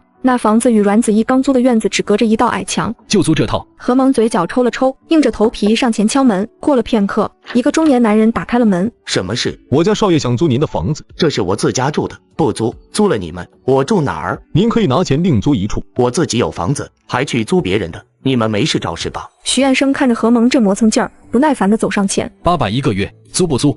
什么？男人愣住，怀疑自己听错了。去车上拿钱，付1年房租。何蒙应声回到轿车旁，从后座取出公文包，拿出一叠崭新的钞票，立刻搬。男人接过厚厚一沓钱，手都有些抖。少爷，好的，我现在就搬。但凡犹豫1秒，都是对钱的不尊重。阮子怡刚从附近市场回来，就看见邻居家门口堆着几个包袱，一家人正忙进忙出的搬东西。大姐，你们这是？有位阔气的少爷租了我们房子，出高价呢，我们这就给人家腾地方。谁租的？话音未落，他目光瞥见巷子对面停着的黑色轿车，徐彦生正斜靠在车身上，双臂环抱，好整以暇地看着这边。居然是他！他把花瓶小心放在墙根，气冲冲走过去。徐少爷，你可真是闲得慌，居然跟踪我到这儿。伊小姐多心了，碰巧而已。怎么，这地方只准你住？徐少爷财大气粗我小的，可也没必要委屈自己，放着高端豪宅不住，跑来这种小巷子。我觉得这儿挺好。徐少爷别忘了，我是个即将离婚的女人，而且你挨着我就要倒霉，前2次的经历没忘吧？我运气一向很好，不怕那点霉运。是啊，你运气是好，头太能手，不然现在哪能仗着身家干这么无聊的事？他知道自己说不动他，索性不再浪费口舌，转身抱起花瓶回了院子。门外，徐彦生看着那扇关上的木门，嘴角微微上扬。何蒙，去叫几个人来帮忙打扫，再添置东西，我要先搬进来等着他。沈家，沈玉珍坐在客厅里，太阳快落山了。阮子怡迟迟未归，他心中的猜测渐渐转为担忧。爸妈，我想出门找他。你伤才好些，出门万一又磕碰着怎么办？城市这么大，你又不知道他去了哪儿，上哪儿找去？门卫说过，他常坐2路公交车出门，那趟车的终点站在城南，工厂多，他找工作应该就在那片。我叫老杜开车，顺着那条线看看。沈父见他思虑已定，知道拦不住，叹了口气，转身打电话叫司机老杜。你就坐在车上瞧，别乱动，找不着就赶紧回来，听见没？沈玉珍点了点头。老杜发动车子，吉普车缓缓驶出军区大院。阮子怡简单的收拾了一下房子，推开院门走出来。徐彦生还站在车边。要不要送你一程？谢谢徐少爷好意，为了避嫌，我还是自己坐车。他独自走出巷子，朝着公交站方向走去。天色已经暗了下来，夕阳的余晖完全消失，街边老旧的路灯陆续亮起，投下昏黄的光圈。走着走着，他突然有股被注视的感觉，心里不禁有些发毛，不由得加快了脚步。然而刚拐过街角，一个黑影猛地窜出，抡起木棍就朝他头上砸来。阮子怡根本来不及反应，眼前一黑，软软倒在地上，失去了意识。刺耳的刹车声撕裂了马路的寂静，一辆军用吉普车急停在几步之外。沈玉珍从车上冲下，几步跨到近前，一把抓住歹徒持棍的手腕。什么人？沈玉珍不答话，另一只手直接去夺那根木棍，两人顿时扭打在一起。老杜也跳下车，赶忙跑到阮子怡身边，将她扶起，送到吉普车后座上，随后又立刻冲过去帮忙。歹徒见势不妙，狠狠瞪了他们一眼，转身就跑，很快消失在夜色笼罩的巷道深处。沈玉珍捂着受伤的手臂，他看了眼歹徒逃走的方向，又回头望向吉普车。先去医院。阮子怡醒来时，人已经躺在医院的病床上。醒了？他偏过头，看见沈玉珍坐在病床边的轮椅上。年，我怎么在医院？发生什么事了？有人袭击你，把你打晕了，好心人把你送到医院，有医生认出了你，就给沈家打电话了。阮子怡努力回想，记忆只停留在拐过街角的那一刻。然后就是一片黑暗。是谁救了我？袭击我的人呢？不清楚，我到医院时送你来的那个人已经走了，至于袭击者没抓到。阮子怡内心忐忑着，忽然目光落在他吊着的手臂上。你的手怎么了？我听说你受伤了，急着来医院，下楼梯时轮椅摔了，碰伤了胳膊。阮子怡看着他包扎的手臂，心里涌起一阵歉意。你去城南老街那里忙什么了？阮子怡一阵心虚，工作还没找到，就在老街那边随便逛逛，看看有没有招工的地方。病房门被推开，医生走了进来，检查过后确认阮子怡没有大碍，可以出院了。护士扶着她上车，老杜也推着轮椅将沈玉珍搬到了车上。吉普车朝着大院驶去。经过这一番折腾，已经是半夜了。林家什么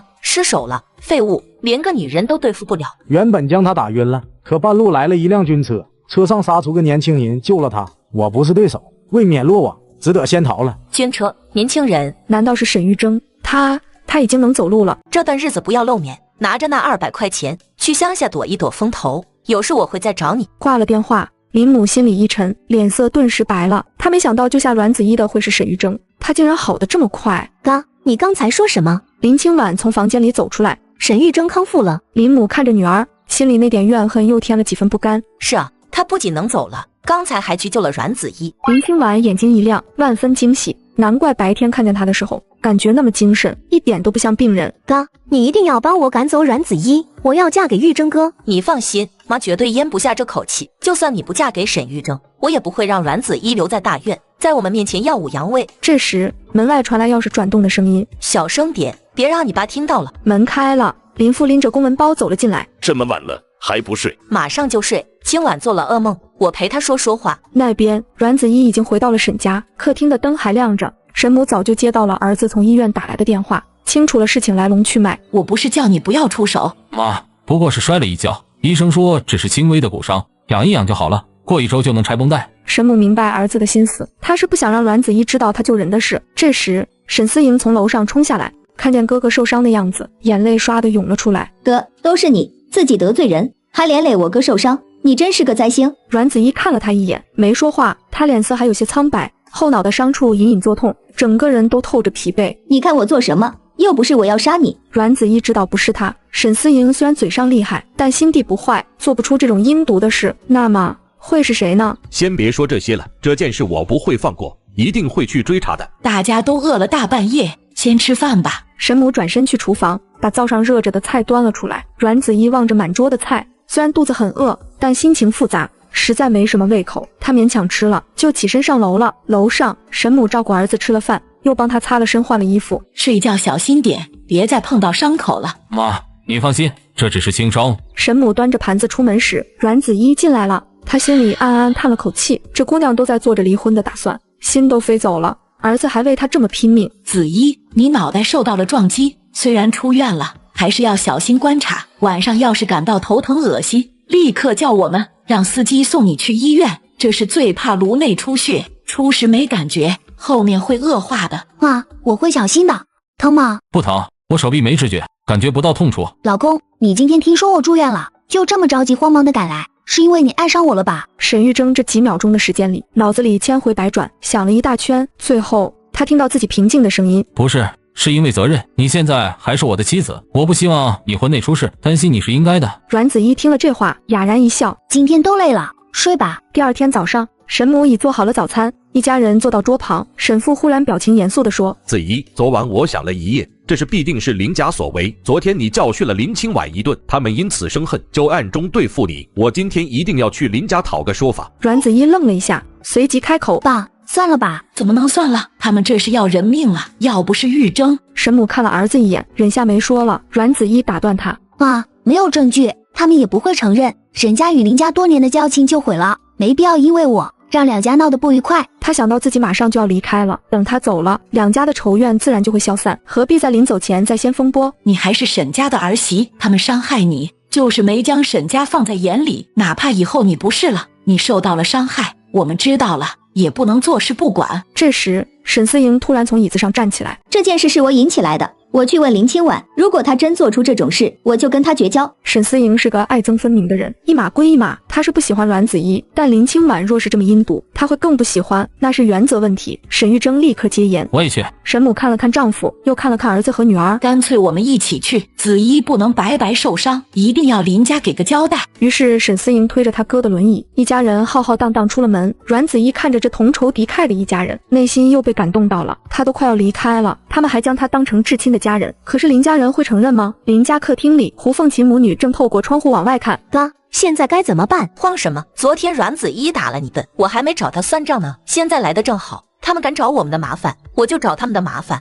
以为人多势众，我就把他们补成。话音未落，外面响起了砰砰的敲门声，林清婉赶紧去开门，门开了，林清婉脸上挤出笑容，沈伯父、沈伯母，你们一家怎么忽然来了？快请进。沈家人走进客厅，胡凤琴坐在沙发上没动，冷眼看着他们。沈思莹先朝着林清婉发难，林清婉，昨天是不是你买通人伤阮子怡？你怎么能用这种卑鄙的手段，害得我哥也受伤了？思莹，你怎么能不分青红皂白冤枉我？你们在说什么？我根本不懂啊！沈母冷声开口，林清婉，你昨天潜入沈家，意欲对玉珍图谋不轨，被子怡抓住，后果你是活该，你却不知羞耻，反而变本加厉，派人来置他于死地，你真是无可救药，也太心狠手毒了。林清婉眼泪唰的流了下来，伯母，真不是我什么都没有做，我是学医的，医生是救人的，怎么会去害人呢？就你那点水平，也配称医生？你若是有一颗救死扶伤的心，也不会做这种伤天害理的事了。胡凤琴见他们对着女儿咄咄逼人，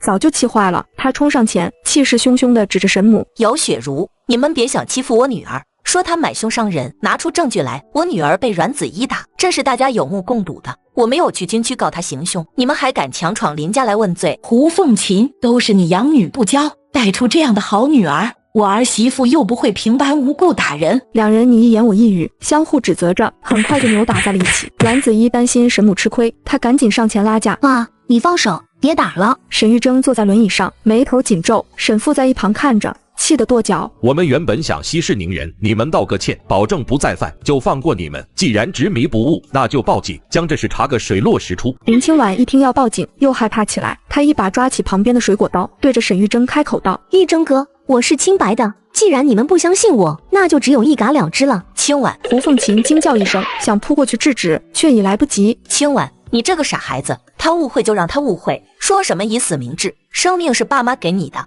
你怎么可以是做儿戏？门口忽然冲进来一个人，林父刚回到家就看到这一幕，立刻冲进里屋去拿药箱。等林清婉手腕的血总算止住了，林父这才望向沈家人，目光有些阴沉。这究竟是怎么回事？你们来干什么？沈府叹了口气，老林，都是孩子们之间的事。昨晚我家子怡在外面遭到袭击，差点送了命，就过来问问他，没想到清婉这孩子性格这么偏激，做出这种事来。林父看了妻女一眼，昨晚就听他们在家嘀嘀咕咕的，难道真做出这种事来？老沈，咱们都心疼孩子，你要问罪之前，可不可以先跟我通客气？如果清婉真的做了违法的事，我也不会姑息。还是你认为这件事我也参与了共谋？沈父见他这般说，又见林清婉已经成了这副模样，也不好再追究下去。老林，你严重了，我还能不相信你的人品吗？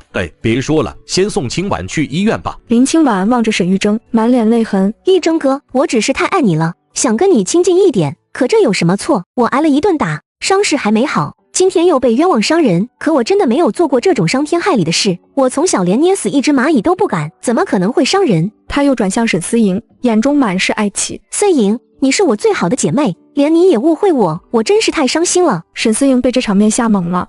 我也不太确定，你不要再冲动了，好好保重身体。门外响起汽车引擎声，司机到了，沈家人只能先行离开。阮子怡从林家出来以后，一路上想了很多，最终还是决定将自己以后的打算说出来。爸妈，这段时间让你们费心了，也给妹妹添堵了，也因为我的原因给大家带来了烦恼，所以我决定了，明天我就和于正把离婚手续办了，等离完了婚，我就搬出去。沈母听着他真的要告辞，当下哽咽起来。子怡，你别这样说。这半个月，阮子怡以态度大变，抢着做家务，孝顺公婆，体贴丈夫，完全符合一个好儿媳的标准了。沈思莹看着她，心里也感觉空落落的。沈玉珍看着她，子怡，感谢你这半个月以来对我的精心照顾，如果没有你，我不会康复这么快。她顿了一顿，声音低沉而坚定。我知道你是守约的人，我想说，这场约定的解释权在你手中，你是去是留，我都遵从你的意思。以后除非是你主动提起，否则沈家没有一个人有资格催你离开。沈母赶紧点头，对对对，子怡，我们都不会赶你走，这个家你想住多久就住多久，你别听思莹的，这个家怎么排，他都是末位，没有他开口的份。他横了女儿一眼，眼神里带着警告。沈思妍也不敢再说什么。阮子怡没想到他是这个态度，他想起误食独孤中毒那晚，两人缠绵得十分激烈，而且又是他的危险期，万一真怀上了怎么办？阮子怡深吸了口气，爸，那我还是按照之前说的，如果月底查出没有孩子，我就离开；如果有孩子，我就要留下，给孩子一个完整的家。